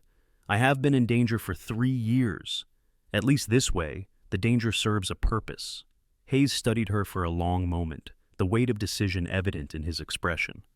I will need to consult with Washington, he said finally. This is bigger than one air base commander. But Evelyn, he paused, using her first name deliberately. Whatever happens next, I want you to know something. What you did today, saving that aircraft, saving those passengers, that is what we trained you to do. That is who you are. And nothing, not 3 years of hiding, not a fake death, not a closet full of flight attendant uniforms, can change that. Evelyn felt something loosen in her chest, a knot of tension she had not even realized she was carrying. Thank you, sir. Do not thank me yet. We have a long road ahead. He glanced at the intelligence officer. Have Stanton detained for questioning, quietly. I do not want him making any phone calls until we have had a chance to examine his recent communications. Yes, sir. And get me a secure line to the Pentagon. The secretary is going to want to hear about this personally. As the officers filed out, Hayes lingered at the door. One more thing, Evelyn. That young F-22 pilot, Lieutenant Williams, he is waiting outside, been there for hours. Will not leave until he sees you. Jake. Evelyn closed her eyes briefly. Send him in. Hayes nodded and departed, leaving the door slightly ajar. A moment later, it swung open fully, and Jake Williams stepped through. He looked older than she remembered. Not much older, just enough to show that 3 years had passed. His face still carried the boyish quality that had made him the favorite of every instructor at Top Gun. But there were new lines around his eyes, new weight in his shoulders, the weight of grief, she realized, the weight of carrying her memory for 3 years. For a long moment, neither of them spoke. They simply stood across from each other, two pilots who had once flown wing to wing, separated by death and time and impossible circumstances. Then Jake crossed the room in 3 strides and wrapped his arms around her. The embrace was fierce, almost painful, the kind of hug that tried to compress years of loss and relief into a single moment. Evelyn stood rigid at first, unaccustomed to physical contact after so long in hiding. But slowly, gradually, she allowed herself to return it. I thought you were dead, Jake said into her hair. I thought you were dead, and it was my fault because I was not there. I was not flying that night. I should have been there. It would not have mattered, Evelyn said quietly. You would have died too. Maybe, but at least I would have died trying to save you. That is exactly what Torres and Chen did, and they are still gone. Jake pulled back, his hands still on her shoulders, his eyes searching her face. 3 years, Evie, 3 years of thinking about what I should have said, what I should have done. And now you are here, and you have been alive this whole time, and I do not know whether to be angry or relieved or both. Be both, I would be. A laugh escaped him, hoarse and broken. You always did know how to give permission for complicated emotions. It is one of my many talents. They stood in silence for a moment, the weight of their shared history filling the space between them. What happened up there? Jake finally asked. When you got on that radio, when you said your call sign, I thought I was hallucinating. I thought maybe I had finally cracked after years of wishing you were still alive. I did not plan to reveal myself, but when I saw those MiGs, when I realized what was happening, Evelyn shook her head. 300 people were going to die, Jake. Innocent people who had never done anything except buy a plane ticket. I could not let that happen, not when I had the skills to stop it. So you took control of a commercial aircraft and flew it like a fighter jet. It was not my finest hour in terms of passenger comfort. Evie, that was the most incredible flying I have ever seen. And I have seen a lot of flying. She smiled slightly. I had good teachers. You had the best teachers. And then you became better than all of them. The compliment hung in the air, genuine and unforced. What happens now? Jake asked. You cannot just go back to being a flight attendant. No, that cover is blown. So, what then? Back to the Air Force? Back to fighting? Evelyn walked to the window, looking out at the runway where aircraft were constantly landing and taking off. The rhythm of military aviation, the pulse of power projection. I spent 3 years hiding, she said quietly. 3 years pretending to be nobody. And all that time, someone was out there, walking free after getting my friends killed.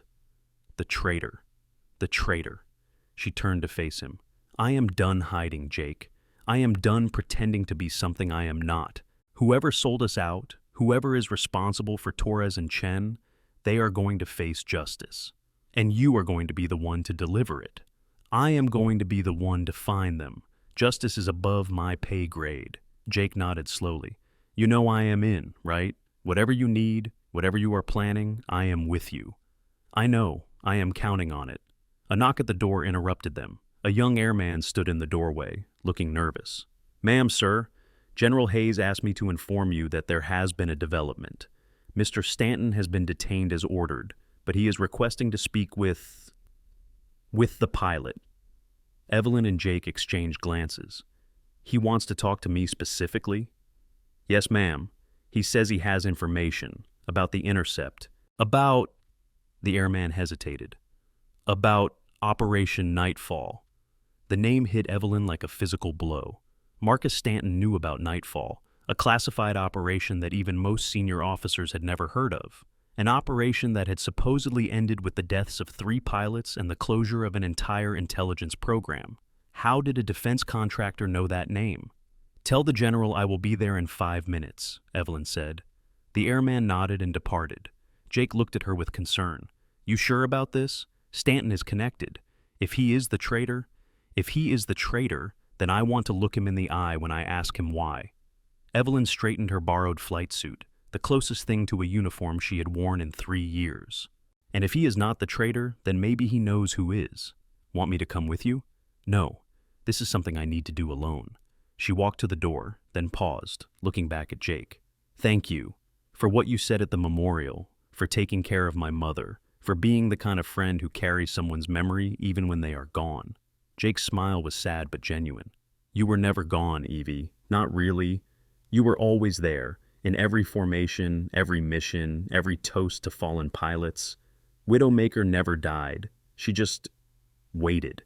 Evelyn nodded once, unable to trust her voice. Then she walked out of the room, heading toward whatever truth Marcus Stanton had to offer. The holding room, where they had placed Marcus Stanton, was spare and utilitarian, designed to be uncomfortable without being explicitly punitive. He sat at a metal table, his expensive suit rumpled, his silver hair disheveled, his entire demeanor transformed from the imperious CEO who had mocked a flight attendant to something smaller, more uncertain. When Evelyn entered, he looked up, and for a moment she saw genuine fear in his eyes. Then it was gone, replaced by the careful mask of a man who had spent decades negotiating impossible situations. Lieutenant Colonel Hartwell, he said, his voice steady despite everything. Or should I say, Widowmaker. Evelyn sat across from him, her posture relaxed but her eyes sharp. You asked to speak with me specifically. You mentioned Nightfall. I am listening. Marcus studied her for a long moment. You know, I watched you serve drinks for 3 hours on that flight. 3 hours of wondering why the coffee girl seemed wrong somehow. The way you moved, the way you watched everything. I could not put my finger on it. Get to the point, Mr. Stanton. The point, he laughed bitterly. The point is that I spent 30 years building a company on government contracts and military intelligence, and in all that time, I never once realized that the most dangerous person in any room might be wearing an apron and asking about dietary restrictions. Flattery will not help you right now. It is not flattery. It is respect. Marcus leaned forward. And fear. Because if you are who I think you are, then I have been a pawn in someone else's game for a very long time. Evelyn's expression did not change. Explain? 3 months ago, I received a communication. Anonymous, heavily encrypted, routed through servers that my own security team could not trace. The message was simple. It contained a flight number, a date, and instructions to be on that flight in first class. Today's flight. Yes. The message said that if I was on that plane, I would learn something valuable. Something about a competitor who was about to receive a massive contract that should have gone to my company. And you just followed the instructions? No questions asked? Of course I had questions, but whoever sent that message knew things they should not have known. Personal things, business secrets, information that only someone with very high-level access could have obtained. Marcus's voice hardened. They made it clear that cooperating was in my best interest. So you were manipulated onto that flight. That does not explain how you know about Nightfall. Marcus was quiet for a moment. When he spoke again, his voice was barely above a whisper. Because the same entity that sent me those instructions has been feeding my company intelligence for the past 3 years. Information that has given us an edge over every competitor in the defense sector. Contracts we should not have won. Insights we should not have had. You have been receiving classified intelligence from an anonymous source? Not just receiving, profiting. Massively. He met her eyes. I am not proud of it, but in my business you do not question where the edge comes from. You just use it. Evelyn felt her jaw tighten. And you never thought to report this to the authorities? Report what? That someone was helping my company succeed? That would be like a gambler reporting that they kept winning. Nobody looks a gift horse in the mouth. People died because of what you are describing. American pilots, my friends. Marcus flinched. I did not know. Not until today. Not until I heard your call sign on that radio and put the pieces together. 3 years ago, my company received a contract to analyze patterns in enemy communication intercepts. One of those patterns, he paused. One of those patterns was the flight trajectory that your squadron was using for Nightfall. The room seemed to shrink. You are telling me, Evelyn said slowly, each word precisely controlled, that your company had access to classified operational data for my mission? I am telling you that someone gave us that access. Someone who wanted us to see it, to use it, to analyze it for vulnerabilities. Marcus's face had gone gray. I did not know what it was for.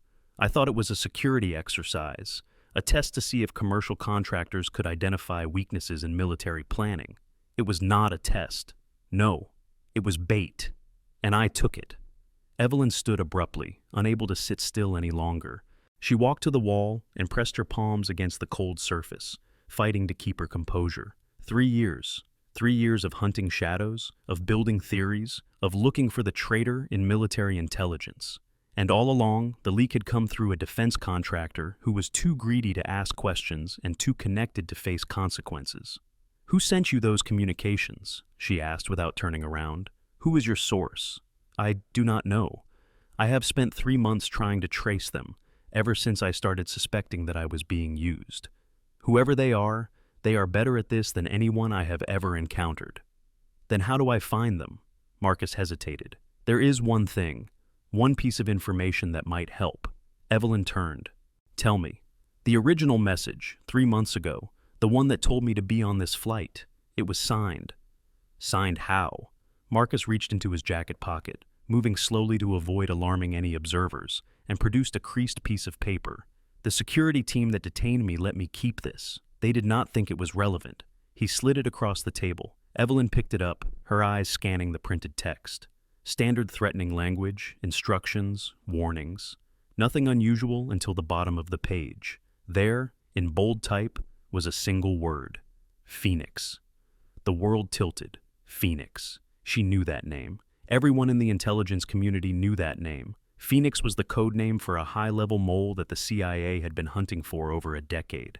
A ghost in the system, selling American secrets to the highest bidder. A figure so well hidden that some analysts had concluded Phoenix was not a single person, but an entire network of compromised assets. And now that name was connected to the deaths of her wingmen, to 3 years of hiding, to the attempt on 270 lives. You understand what this means? Marcus asked quietly.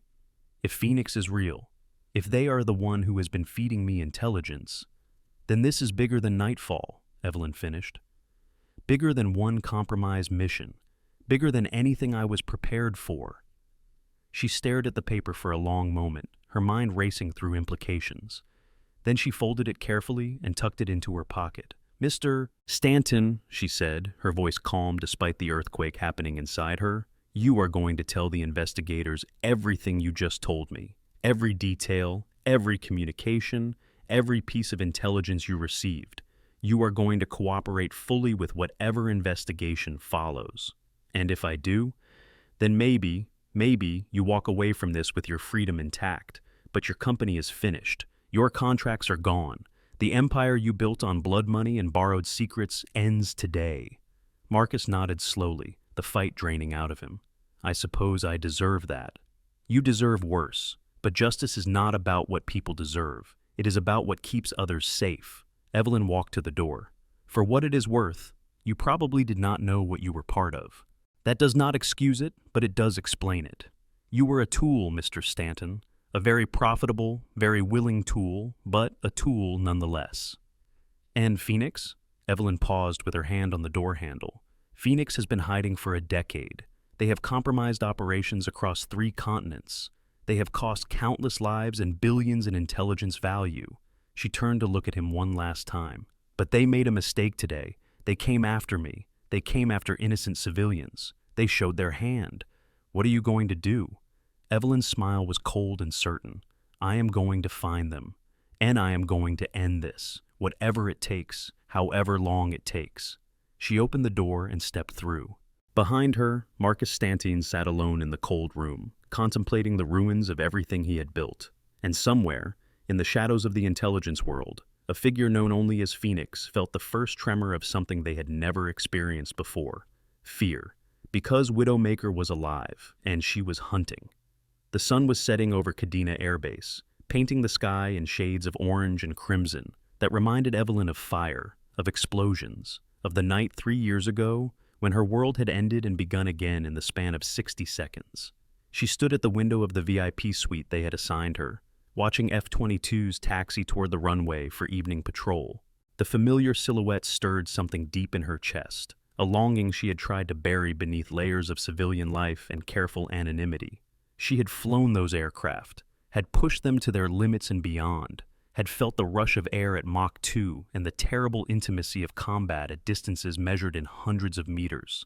And then she had given it all up to become invisible. A knock at the door pulled her from her reverie. Enter. General Hayes stepped through, his expression grave. Behind him came Jake Williams and a woman Evelyn did not recognize, tall and lean with intelligence insignia on her collar and the careful eyes of someone who had spent years reading people instead of trusting them. Lieutenant Colonel Hartwell, Hayes said formally, this is Colonel Patricia Vasquez. She commands our AWACS operations in the Pacific Theater. Evelyn turned from the window, recognition flickering across her features. Iron Lady, you were the voice on the radio during the intercept. Vasquez nodded once. I recognized your flight profile before you said your call sign. No commercial pilot flies like that. No military pilot flies like that, except maybe half a dozen people in the world, and 3 of them are supposed to be dead. Only one of us actually stayed dead. Apparently not even that. Vasquez's expression softened slightly. It is good to see you alive, Widowmaker. Your memorial was one of the hardest funerals I ever attended. I am sorry I could not be there. Yes, well, Vasquez managed a thin smile. I suppose you had a good excuse. Hayes cleared his throat. We have a situation. The information you provided about Phoenix has created significant concern at the highest levels. I have been on secure calls with Washington for the past 2 hours. And they want to move fast. If Phoenix is as embedded as we suspect, every hour that passes gives them more time to cover their tracks, burn sources, disappear. Evelyn nodded slowly. What are they proposing? A joint task force, CIA, NSA, Air Force Intelligence, with operational support from Special Operations Command. Hayes paused. They want you to lead it. The words hung in the air like smoke. Me? You know more about Phoenix's operational patterns than anyone alive. You have spent 3 years studying their methods, their connections, their vulnerabilities, and frankly, Hayes's voice hardened. You have more motivation than anyone to see this through. What about my status? Last I checked, I was technically AWOL, a ghost, possibly facing court-martial. The Secretary of Defense has signed an emergency authorization restoring your active duty status with full rank and privileges. Your absence is being classified as a deep cover operation conducted under special authority. Hayes's lip twitched in what might have been amusement. Welcome back to the United States Air Force, Lieutenant Colonel. Evelyn was quiet for a long moment, processing the implications. 3 years of hiding, 3 years of building a careful fiction, and now, in the span of hours, she was being thrust back into the world she had left behind, given authority she had never expected, tasked with hunting the ghost that had destroyed her life. What resources do I have? Whatever you need, personnel, equipment, intelligence access, the full weight of the American military and intelligence apparatus is at your disposal. And Stanton, being processed for full cooperation. His company is being quietly dismantled as we speak. The contracts are being reassigned, the assets frozen, the entire operation sealed pending investigation. Hayes's expression hardened. He will not profit from what he did, but the information he provides could be invaluable. Evelyn walked back to the window, her reflection ghostly against the darkening sky. "There is something you are not telling me," she said without turning around. "Something about why Washington is moving so fast." Silence. Then Hayes sighed. "You always were too perceptive for your own good." "General, we intercepted a communication 4 hours ago, encrypted, routed through the same network Stanton described. It was brief, just a few words, but the implications—" "What did it say?" Hayes reached into his pocket and produced a folded paper. "See for yourself." Evelyn took the paper and read the single sentence printed on it. "The widow returns. Initiate final protocol." Her blood ran cold. "They know," she whispered. "Phoenix knows I am alive, and they are making their move. Whatever final protocol means, we have to assume it is designed to eliminate any evidence of Phoenix's existence. Sources, contacts, documents, everything that could lead back to them. Including me, especially you." Evelyn folded the paper and tucked it into her pocket alongside the first message. 2 pieces of a puzzle that stretched across years and continents, bound together by blood and betrayal. "Then we do not have time to waste," she said. "I need access to every piece of intelligence Stanton provided. Every communication, every financial record, every contact he ever had with his anonymous source, already being compiled. I need a team, people I can trust absolutely, people who are not compromised. Colonel Vasquez has volunteered to handle communications and coordination. Lieutenant Williams has requested assignment to your unit." Evelyn glanced at Jake, who met her eyes steadily. "I told you I was in, whatever you need. This is not a flying mission, Jake. This is intelligence work, hunting shadows. Then I will learn to hunt shadows. I am not letting you face this alone. Not again." The conviction in his voice left no room for argument. "Fine." Evelyn turned back to Hayes. "What about operational security? If Phoenix is as connected as we believe, they could have eyes and ears anywhere. We are operating under the assumption that standard channels are compromised. All communications will go through specially encrypted systems that Vasquez's team has developed, face-to-face meetings only for sensitive information, no digital trails that can be traced. And the passengers from the flight, the witnesses, being debriefed and processed. Most will be released within 24 hours, with strong suggestions to keep quiet about what they saw. The ones who know your identity—" Hayes paused. "That is more complicated. Let me guess, Marcus Stanton, Derek Holloway, Senator Ashford, and a handful of others who heard enough to piece things together. Among others, Master Sergeant Ortega has already agreed to sign non-disclosure agreements. Mrs. Mitchell is elderly and not particularly connected to media outlets. The young private, Tyler Brooks, has been given orders to maintain operational silence. And the VIPs? More difficult. Stanton is cooperating for obvious reasons. Holloway is being handled through his father, who has been read into enough of the situation to understand the stakes. The senator— let me guess, she wants something. She wants a lot of things. Primarily, she wants to be involved. She says her position on the Armed Services Committee gives her oversight authority." Evelyn laughed bitterly. 4 hours ago, she was laughing at me for spilling champagne. Now she wants oversight authority over my operation. Politics does not change just because the stakes are life and death. No, I suppose it does not. She turned from the window finally, her decision crystallizing in her mind. Keep Ashford out of the operational details. Give her enough briefings to feel important, but nothing that could compromise the mission if it leaks. Stanton continues cooperating under supervision. Holloway goes home and keeps his mouth shut. And if they do not comply? Evelyn's smile was thin and cold. Then remind them that I just flew a commercial aircraft through a hostile intercept while they were screaming for someone to save them. Remind them that I could have let those MiGs shoot us down. Remind them that every breath they take from this moment forward is because I chose to act when they could not. Hayes nodded slowly. Understood. Good. Now, let us get to work. Phoenix has had a head start for 3 years. It is time we started catching up. The operations center had been set up in a secure facility on the far side of the base, away from the main buildings and protected by layers of physical and electronic security. Inside, a team of analysts worked at terminals, processing the flood of data that Stanton's cooperation had unleashed. Evelyn stood before a wall of screens displaying financial transactions, communication intercepts, personnel files, and geographic data. The sheer volume of information was overwhelming, a testament to how deeply Phoenix had embedded themselves in the intelligence community. "Walk me through what we know," she said. Colonel Vasquez stepped forward, her tablet glowing with data. "Phoenix has been active for at least 12 years, possibly longer. We have confirmed connections to compromised operations in Syria, Afghanistan, the South China Sea, and 3 incidents in Eastern Europe that were previously attributed to other causes. How many American casualties can we trace to their actions?" Vasquez hesitated. "Preliminary analysis suggests at least 47 direct deaths, possibly more if we include secondary effects from compromised intelligence, 47. Torres and Chen were just 2 names in a much longer list. Financial patterns? This is where it gets interesting." Vasquez pulled up a complex diagram of interconnected accounts and shell companies. Phoenix moves money through a network of entities spread across 14 countries. The amounts are relatively small, never enough to trigger major alerts, but consistent. Over 12 years, we estimate they have received approximately $43 million in payments from various foreign intelligence services. Multiple buyers? Yes.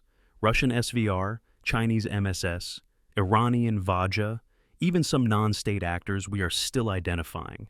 Phoenix does not appear to work exclusively for anyone. They sell to whoever pays. "Mercenary intelligence," Jake said from his position near the door. "The worst kind of traitor. No ideology, no cause, just profit." "Which makes them harder to predict but easier to track," Evelyn observed. "Money leaves trails, financial records can be subpoenaed, accounts frozen, transactions traced. Normally, yes." Vasquez's expression darkened. "But Phoenix has protection, high-level protection. Every time we get close to a financial nexus, someone intervenes. Investigations get shut down, agents get reassigned, evidence disappears. Which means Phoenix has assets inside our own intelligence apparatus. At least 3, probably more. We have identified suspicious patterns in the careers of several senior officers, but nothing concrete enough to act on." Evelyn studied the diagram, her mind working through the implications. "What about Stanton's contacts? The communications he received? We are tracing them now. The encryption is military grade, routed through servers that should not exist. Whoever built Phoenix's communication network knows exactly what they are doing, or they had help from people who should have been protecting us." The bitterness in Evelyn's voice was unmistakable. A young analyst approached, tablet in hand. "Ma'am, we have something. One of the financial threads from Stanton's data connects to a real estate transaction in Hong Kong 3 years ago. The timing coincides with Operation Nightfall." Evelyn took the tablet, scanning the information. A property purchase, anonymous buyer. Payment routed through the same shell company network that connected to Phoenix. "What is the property?" "A warehouse in Kowloon. Registered as a shipping logistics company, but satellite imagery shows minimal actual activity. It has been essentially dormant for the past 2 years. Dormant or waiting?" "Unknown, ma'am." Evelyn handed the tablet back. "Get me everything on that property. Ownership history, utility records, any surveillance footage we can access. I want to know every person who has stepped foot in that building since it was purchased." "Yes, ma'am." As the analyst hurried away, Jake moved to stand beside Evelyn. "You think that is where they are based?" "I think it is a piece of the puzzle. Phoenix does not operate from a single location. They are too smart for that. But everyone needs somewhere to store things, to meet contacts, to coordinate operations. That warehouse might be one of their nodes. So we investigate? We investigate everything. Every thread, every connection, every anomaly in the data. Somewhere in this mountain of information is the answer we are looking for. We just have to find it. The night stretched into morning, and morning into afternoon. Evelyn worked alongside her team, reviewing data, challenging assumptions, building a picture of Phoenix's operations piece by piece. Coffee cups accumulated on desks. Eyes grew red from staring at screens. But slowly, inexorably, patterns began to emerge. Phoenix was not a single person. The operational signature was too diverse, too geographically spread, too sustained over time for one individual to manage. It was a network, a small one, probably no more than 5 or 6 core members, but coordinated and disciplined.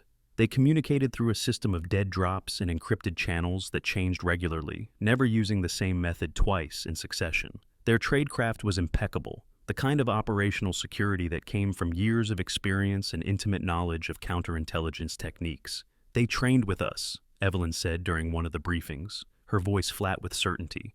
"Whoever is running Phoenix learned their craft from American intelligence. The patterns, the methodology, the way they think.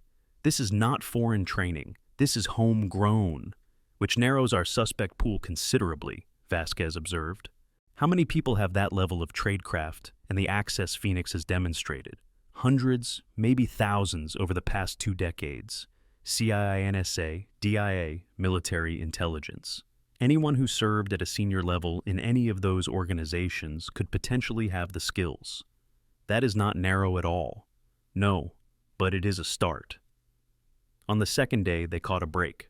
One of the communication traces from Stanton's data led to a server farm in Iceland that specialized in anonymized hosting. The Icelandic authorities, responding to a diplomatic request, allowed American analysts limited access to the facility's records. Most of the data was useless, carefully scrubbed of identifying information. But one log entry had been incompletely deleted, leaving behind a fragment of metadata that pointed to an origin IP address in Virginia. Virginia, home to CIA headquarters, the Pentagon, and countless other intelligence facilities. "The call is coming from inside the house," Jake muttered when he heard the news. "It always was," Evelyn replied. "We just could not prove it until now." The Virginia connection opened new avenues of investigation. Cross-referencing the timing of Phoenix's operations with personnel movements, vacation schedules, and travel records began to yield results. 3 names emerged as persons of interest. The first was a former CIA deputy director who had retired 5 years ago, under circumstances that official records described as medical but unofficial channels suggested were more complicated. He had access to the right information at the right times, and his post-retirement consulting work gave him continued connections to the intelligence community. The second was an active-duty colonel in the Defense Intelligence Agency who had served on multiple oversight committees and had been present at briefings for several operations that Phoenix had compromised. His career trajectory showed unusual promotions and assignments that did not quite match his official performance reviews. The third was someone Evelyn knew. General Robert Chen, Vasquez said, displaying the personnel file on the main screen, currently serving as Deputy Director of Intelligence for Pacific Command. He was your commanding officer during the Nightfall mission. Evelyn stared at the face on the screen. Gray hair, sharp features, the kind of expression that gave nothing away. She had stood in his office dozens of times, received orders, provided briefings, trusted him with her life and the lives of her wingmen. "He had access to everything," she said quietly. "The flight plans, the timing, the frequencies we would use. If he wanted to compromise Nightfall, he would have had no trouble doing it. But why would he? Chen has been decorated multiple times. His service record is exemplary. He has no financial problems, no foreign connections that we can find. Everyone has something they are hiding. We just have not found his yet." Jake shifted uncomfortably. "Evie, are you sure about this? Chen is a 2-star general. Accusing him without solid evidence would end careers, including yours." "I am not accusing anyone. I am investigating. There is a difference." Evelyn turned away from the screen. "But I need to talk to him. Face to face. See how he reacts when he learns I'm alive. That is risky. If he is Phoenix or connected to Phoenix, you would be showing your hand. Phoenix already knows I'm alive. The final protocol message proves that. What they do not know is how much I know or who else is involved." She paused. "A conversation with Chen might tell us something. His reaction, his questions, what he does in the hours after we meet. You want to use yourself as bait again. I want to shake the tree and see what falls out. Vasquez exchanged a glance with Jake, then nodded slowly. I can arrange a meeting. Chen is scheduled to arrive at Pearl Harbor tomorrow for a regional security conference. We could intercept him before his official engagements begin. Do it, and make sure we have surveillance on him before, during, and after. I want to know who he calls, who he meets with, every move he makes from the moment he learns I am alive. Understood. The flight to Hawaii took 4 hours in a military transport that offered comfort roughly equivalent to sitting inside a vibrating metal box. Evelyn spent most of the journey reviewing Chen's file, looking for anything that might indicate betrayal. His career was distinguished, decorations for valor in combat, commendations for leadership, a reputation as someone who took care of his people and did not tolerate incompetence. None of it proved anything. The best traitors were always the ones you would never suspect.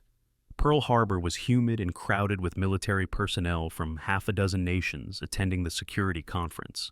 Evelyn and her small team were met by a liaison officer who escorted them to a secure facility away from the main conference venues. General Chen has been informed that a senior officer wishes to discuss Pacific Theater intelligence matters, the liaison reported. He agreed to the meeting, but seemed curious about the unusual circumstances. I imagine he did. They waited in a conference room that smelled of air conditioning and old coffee. Outside the window, ships rode at anchor in the harbor, their gray hulls gleaming in the tropical sun. The door opened. General Robert Chen entered, flanked by an aide who remained near the entrance.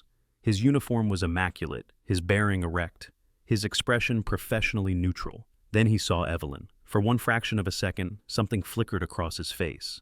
Surprise, certainly, but also something else, something that passed too quickly to identify.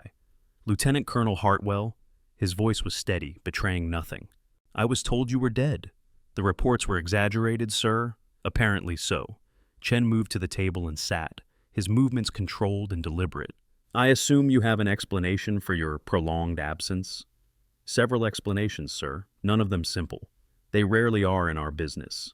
He studied her with eyes that had witnessed decades of intelligence operations. The Nightfall mission, I always suspected there was more to that story than the official reports indicated. You suspected correctly. Who else knows you survived? Enough people. The question is not who knows, but who arranged for the mission to fail in the first place. Chen's expression did not change, but his hands shifted slightly on the table. You are suggesting the mission was deliberately compromised. I am not suggesting anything, sir. I have evidence. She produced the paper with Phoenix's signature and slid it across the table. Chen looked at it for a long moment. When he raised his eyes, they were unreadable. Phoenix, he said quietly, you have found a connection to Phoenix. We have found many connections. Financial trails, communication networks, patterns of compromised operations going back more than a decade. And you believe Phoenix was responsible for Nightfall. I believe whoever compromised Nightfall is connected to Phoenix, yes. Chen leaned back in his chair, his gaze distant. Do you know how many times I have been briefed on Phoenix? How many task forces I have seen formed and disbanded? How many promising leads have evaporated into nothing? I imagine quite a few, sir. 17. 17 separate efforts to identify and neutralize Phoenix over the past decade. All of them failed. Either the target disappeared, or the evidence turned out to be fabricated, or the investigation was shut down for reasons that were never adequately explained. Which suggests Phoenix has protection at the highest levels. Which suggests, Chen agreed, that finding Phoenix will require more than evidence. It will require catching them in the act, in a situation where their protectors cannot intervene. Evelyn felt her pulse quicken. This was either a genuine offer of alliance or an elaborate attempt to understand what she knew. Either way, it was progress. What are you proposing, sir? Chen stood and walked to the window, his reflection ghostly against the glass. I am proposing that we pool our resources. You have fresh eyes and 3 years of independent investigation. I have access to systems and personnel that could accelerate your efforts. And in return? In return, I want to know everything you have discovered. Every lead, every connection, every suspect. He turned to face her, including, I assume, whether I am on that list. The directness caught Evelyn off guard, though she did not show it. Would you be surprised if you were? I would be surprised if I was not. I had access to Nightfall. I signed off on the operational parameters. If the mission was compromised from within, I am an obvious suspect. That is remarkably candid, sir. I am too old for games, Colonel. Either you trust me enough to work together, or you do not. Either way, Phoenix continues to operate, and Americans continue to die. His jaw tightened. I lost good people in Nightfall, too. Torres and Chen were not just names on a casualty report to me. I had recruited Chen myself, watched him develop into one of the finest pilots in the service. And then I had to write letters to his parents, explaining why their son was not coming home. The emotion in his voice seemed genuine, but seeming genuine was what the best operatives did. I need time to consider your offer, Evelyn said finally, and I need to consult with my team. Of course, I would expect nothing less. Chen moved toward the door. But do not take too long. If Phoenix has initiated their final protocol, they are cleaning house. Every hour we delay is another potential source eliminated, another trail erased. He paused at the threshold. For what it is worth, Colonel, I always believed you were the best pilot I ever commanded, the best soldier. The fact that you survived when everyone else died, that you spent 3 years fighting from the shadows, that does not surprise me at all. His expression softened almost imperceptibly. Welcome back to the fight. Then he was gone. Evelyn sat in silence for a long moment, processing the conversation. What do you think? Jake asked from his position near the door. I think he is either exactly what he appears to be, or he is a much better liar than I am a judge of character. Those are not mutually exclusive options. No, they are not. She stood and walked to the window, looking out at the same view Chen had contemplated moments before. Put surveillance on him anyway, full spectrum. I want to know what he does after this meeting, who he contacts, how he reacts to learning that Phoenix's network is being unraveled. And if he is clean, then we apologize later and he becomes our most valuable ally. Evelyn turned from the window. Either way, we learned something. The surveillance on Chen revealed nothing unusual over the next 48 hours. He attended his conference meetings, spoke with the expected colleagues, made no suspicious communications or movements, but something else did happen. On the morning of the third day, Evelyn received word that one of the 3 suspects, the retired CIA deputy director, had been found dead in his home, heart attack, according to preliminary reports. Final protocol was accelerating. We need to move faster, Evelyn said during the emergency briefing. They are eliminating anyone who might be able to identify them. The second suspect, the DIA colonel, has requested emergency leave, Vasquez reported. He claims his mother is ill, but our surveillance shows his mother died 4 years ago. He is running. It appears so. Can we intercept him? FBI is already moving. They should have him in custody within the hour. The DIA colonel, whose name was William Frost, did not make it to custody. His car was found on the side of a Virginia highway, empty, with signs of a struggle. By the time search teams arrived, there was no trace of him. Phoenix got to him first, Jake said grimly. Either recruited him for extraction or eliminated him as a loose end, which means they know we are closing in. Evelyn studied the map showing the location of Frost's abandoned vehicle. They are scared, making mistakes. Frost was taken in broad daylight on a public highway. That is not careful tradecraft. That is desperation. Desperate people are dangerous. Desperate people make errors, and one of those errors is going to lead us directly to them. The error came sooner than expected. Frost's laptop had been left in his car, damaged but recoverable. The forensic team found evidence of a recently deleted file, a communication that had been improperly scrubbed. The message was brief, just coordinates and a time. But the coordinates pointed to a location in rural Maryland, and the time was less than 12 hours away. It could be a trap, Vasquez warned.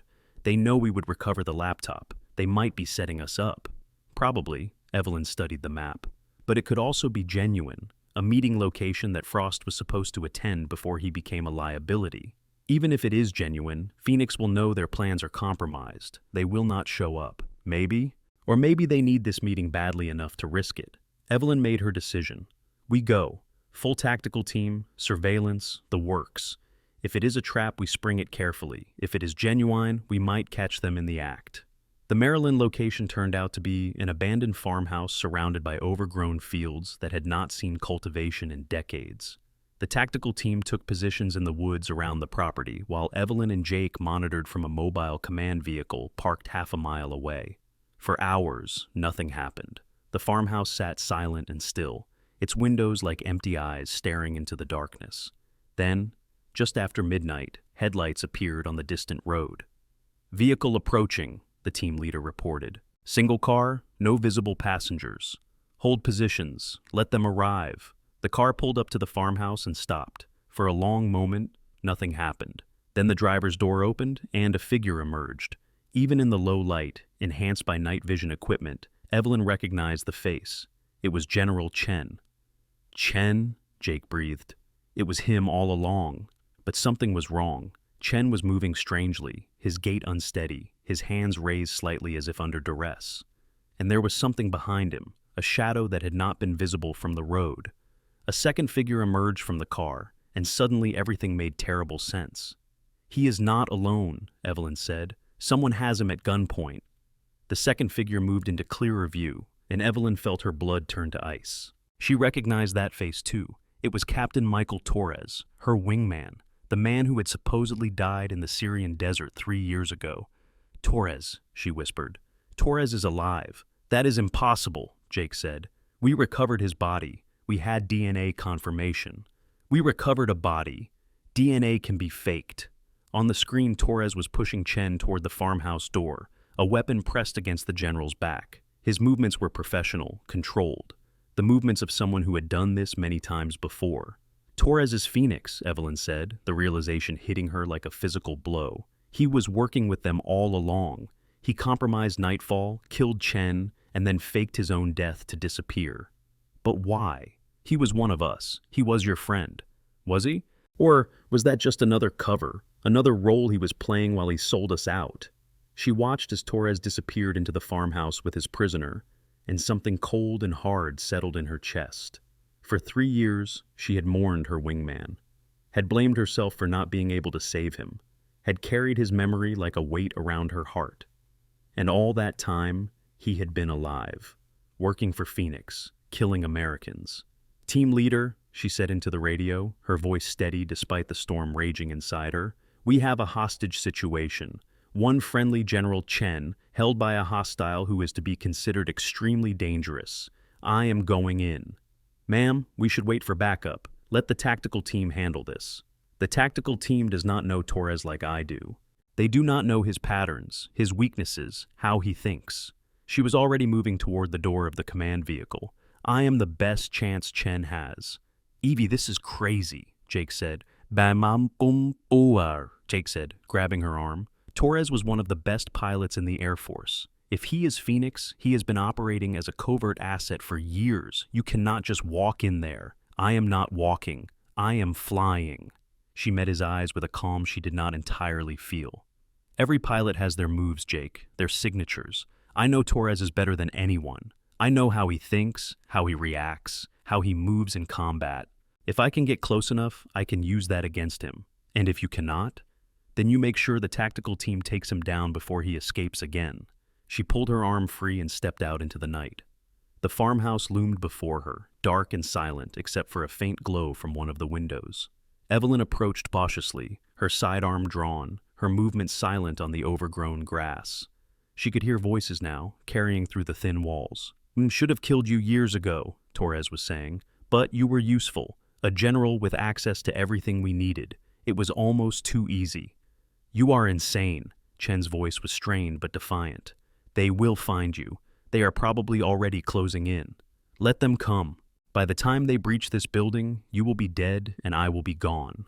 Another body, another closed case, another mystery that Phoenix leaves behind."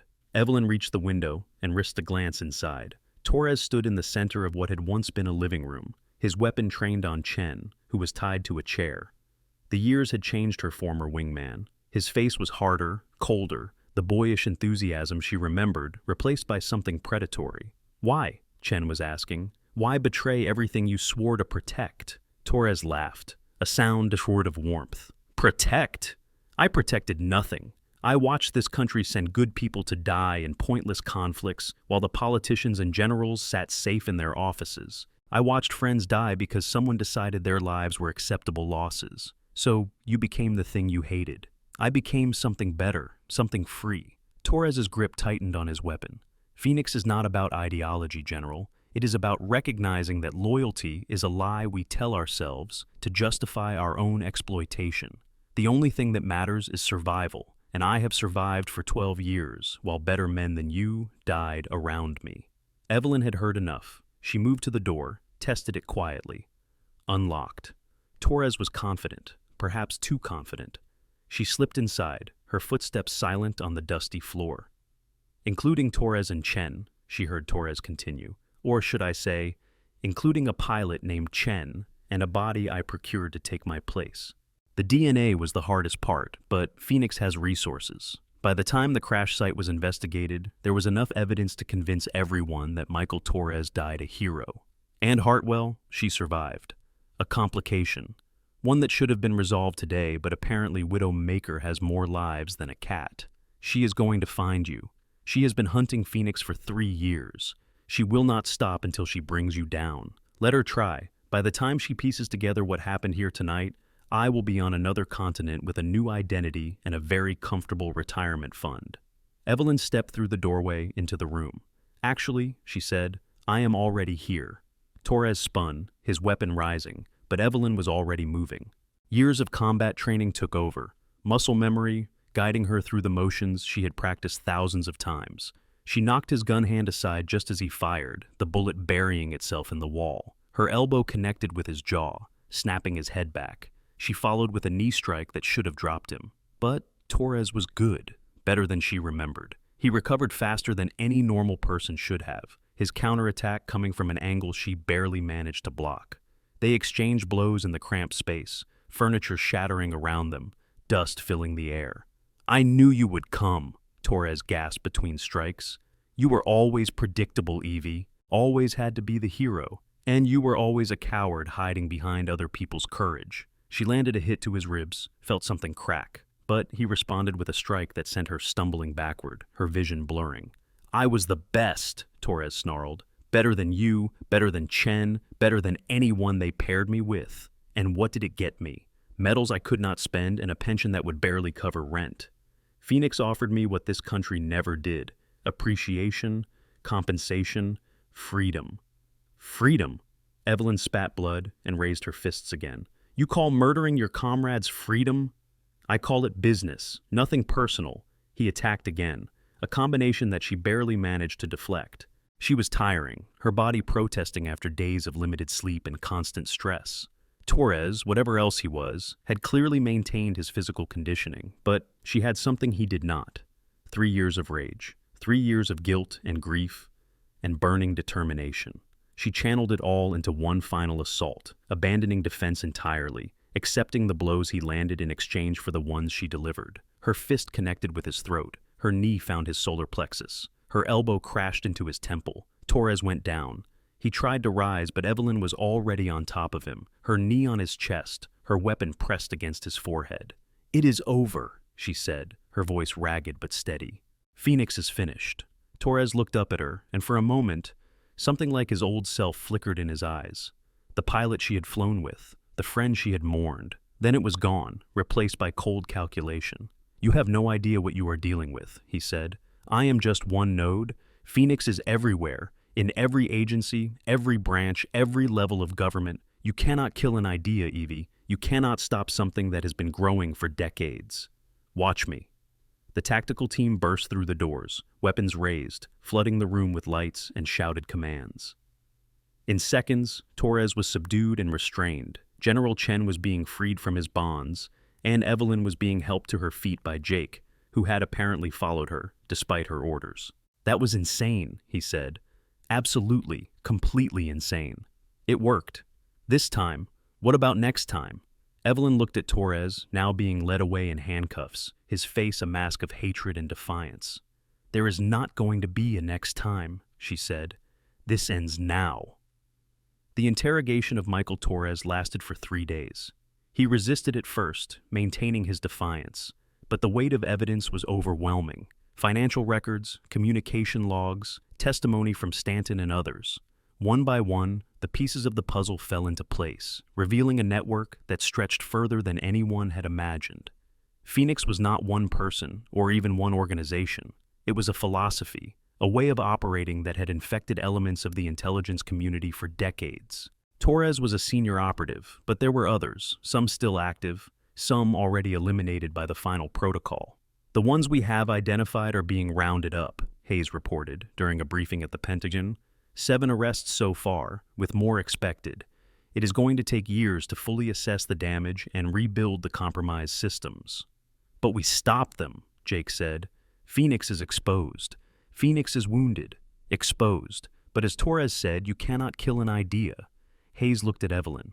There will be others. There will always be others who see betrayal as a path to profit. Then we will find them too. Evelyn stood at the window of the Pentagon office, looking out at the capital city spread before her. One at a time, for as long as it takes. Is that what you want? To keep hunting? She was quiet for a moment, considering the question. For 3 years, hunting had been her life, her purpose, the thing that got her out of bed every morning and kept her moving through the endless days of pretending to be someone she was not. But now, the hunt was over. Torres was in custody. Phoenix was unraveling. The traitors who had killed her friends were facing justice. What came next? I want to fly again, she heard herself say. Really fly, not commercial routes or transport missions. I want to get back in a cockpit and do what I was trained to do. Hayes nodded slowly. That can be arranged. Top Gun has been asking about you. They want you back as an instructor. Top Gun? You are a legend there, Evelyn. The classes that trained under you had the highest performance ratings in the program's history.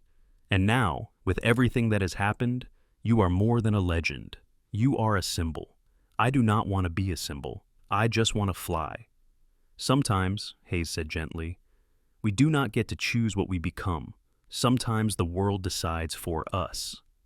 The ceremony took place at Naval Air Station Miramar on a clear California morning. The hangar was packed with officers, enlisted personnel, and dignitaries who had come to witness something unprecedented. The official return of an officer who had been dead for 3 years. The public acknowledgement of sacrifices that could finally be spoken aloud. Evelyn stood at attention as the Secretary of Defense read the citation. Lieutenant Colonel Evelyn Hartwell, for conspicuous gallantry and intrepidity at the risk of life above and beyond the call of duty, the President of the United States takes pleasure in awarding you the Distinguished Service Cross. The words washed over her, formal and important, but somehow distant. She was thinking of Torres and Chen, the real Chen, her wingman who had died believing in something worth dying for. She was thinking of the passengers on Delta Flight 7742, 270 people who had come within minutes of death and would never know how close they had been. She was thinking of her mother, seated in the front row, tears streaming down her face, finally knowing the truth about the daughter she had mourned. When the medal was pinned to her chest, when the applause thundered through the hangar, when Jake Williams embraced her with the fierce joy of a friend who had never given up hope, Evelyn allowed herself to feel something she had denied for 3 years. Peace. Not the peace of ending, but the peace of beginning, of closing one chapter and opening another, of finally being able to look forward instead of constantly watching behind. What now? Jake asked as the ceremony concluded and the crowd began to disperse. Evelyn looked out at the runway where F-22s sat gleaming in the California sun, waiting to be flown. Now, she said, I go back to work. The first class she taught at Top Gun assembled on a Monday morning, 30 young pilots who represented the best and brightest of naval aviation. They stood at attention as she entered the briefing room, their faces a mixture of awe and curiosity. They had heard the stories. Everyone had heard the stories by now. Widowmaker, the pilot who would not stay dead, the woman who had flown a commercial airliner through a hostile intercept and lived to tell the tale. My name is Lieutenant Colonel Evelyn Hartwell, she said, her voice carrying to every corner of the room. Some of you know my call sign. Some of you have heard stories about what I have done. Most of those stories are probably exaggerated. A few nervous chuckles rippled through the group. But here is what I can tell you that is not exaggerated. This job will test you in ways you cannot imagine. It will push you to your limits and then push you further. It will show you things about yourself that you might not want to see. She paused, letting the words sink in. Some of you will wash out. Some of you will decide this life is not for you, and some of you... She met their eyes one by one. Some of you will become the kind of pilots that legends are made of, the kind who fly into impossible situations and bring everyone home, the kind who never give up, never quit, Never accept that something cannot be done. She walked to the window and looked out at the runway, where aircraft waited to carry these young warriors into the sky. 3 years ago, I was supposed to die. I did not. And every day since then, I have asked myself why. Why did I survive when better pilots than me did not? Why was I given a second chance when so many others were not? She turned back to face them. I do not have answers to those questions, but I have a purpose. And that purpose is standing in this room right now. You are the future of naval aviation. You are the ones who will carry on when my generation is gone. And my job is to make sure you are ready for whatever this world throws at you. She allowed herself a small smile. So, who is ready to fly? The hands that rose were eager, confident, unafraid. Just like she had been, once upon a time, just like she was again. Later that evening, Evelyn sat alone on the observation deck overlooking the flight line. The sun was setting, painting the sky in shades of orange and gold, and the last aircraft of the day were taxiing toward their hangars. Her phone buzzed with a message from Jake. Drinks tonight. The whole squadron is meeting at 7. You coming? She typed back a response. Would not miss it. Then she put the phone away and simply sat, watching the light fade over the airfield. She thought about everything that had led to this moment. The fear and the fighting, the hiding and the hunting, the moments of despair when she had wondered if any of it was worth it, and the moments of clarity when she had known it absolutely was. She thought about Torres, now awaiting trial, for crimes that would keep him imprisoned for the rest of his life. She thought about the other members of Phoenix who had been brought to justice, their network dismantled, their secrets exposed. She thought about the passengers on that flight, scattered now across the country and the world, living their lives with no idea how close they had come to losing everything. And she thought about the future, the students she would teach, the pilots she would train, the missions she would support from the ground even as she longed to be in the air. It was not the life she had planned. It was not the path she would have chosen, but it was hers. A familiar figure appeared at the edge of her vision. Master Sergeant Frank Ortega, the veteran who had recognized her on the flight, who had saluted her when everyone else was still processing the revelation. Mind if I join you, ma'am? Not at all, Master Sergeant. Please. He settled into the chair beside her, his weathered face illuminated by the fading light. I wanted to say something, he said quietly. On that flight, before everything happened, I watched you work. Watched how you handled those people who were treating you like dirt. And I thought to myself, that woman is something special, something more than she appears. Evelyn smiled slightly. Was it that obvious? Only to someone who knew what to look for. Ortega paused. I served with your wingman, the real one, Chen. He was a good man. The best. He talked about you sometimes. Said you were the finest pilot he ever flew with. Said if anything ever happened to him, he hoped you would be the one to finish what he started. Evelyn felt tears prick at her eyes, but did not let them fall. I hope I did, she said softly. You did, ma'am. You absolutely did. They sat in comfortable silence as the sun completed its descent, painting the world in shades of purple and indigo. What now? Ortega asked eventually. Evelyn looked out at the runway, where the last light was fading from the sky. Now, she said, we keep flying, we keep fighting, we keep protecting the people who need protecting, and stopping the ones who need stopping. Until when? Until we cannot anymore, and then we pass the torch to the next generation and trust them to carry on. Ortega nodded slowly. That sounds about right. He stood, stretching muscles that had seen decades of service. I am retiring next month, he said, finally hanging up the uniform after 34 years. But seeing what you did on that flight, seeing what you have become, it makes me think maybe I can leave this all in good hands. The best hands, Evelyn assured him. These young pilots, they are going to be extraordinary. I believe you, ma'am. I truly do. He saluted, a gesture of respect that carried the weight of a lifetime of service. Evelyn returned it, standing to attention as the last light faded from the California sky. And somewhere in the darkness, an F-22 Raptor roared down the runway and lifted into the night, its engines screaming a promise to the stars. Widowmaker was home, and she was just getting started. This story reminds us of a profound truth that we often forget in our daily lives. Never judge someone by their appearance or their current circumstances. The people who mocked Evelyn saw only a flight attendant serving drinks. They never imagined that behind that gentle smile was a warrior who had faced death and survived, a legend who had sacrificed everything to protect those she loved. In life, we encounter countless people like Evelyn, the quiet coworker who never speaks up in meetings, the janitor who cleans our office building, the elderly neighbor who lives alone.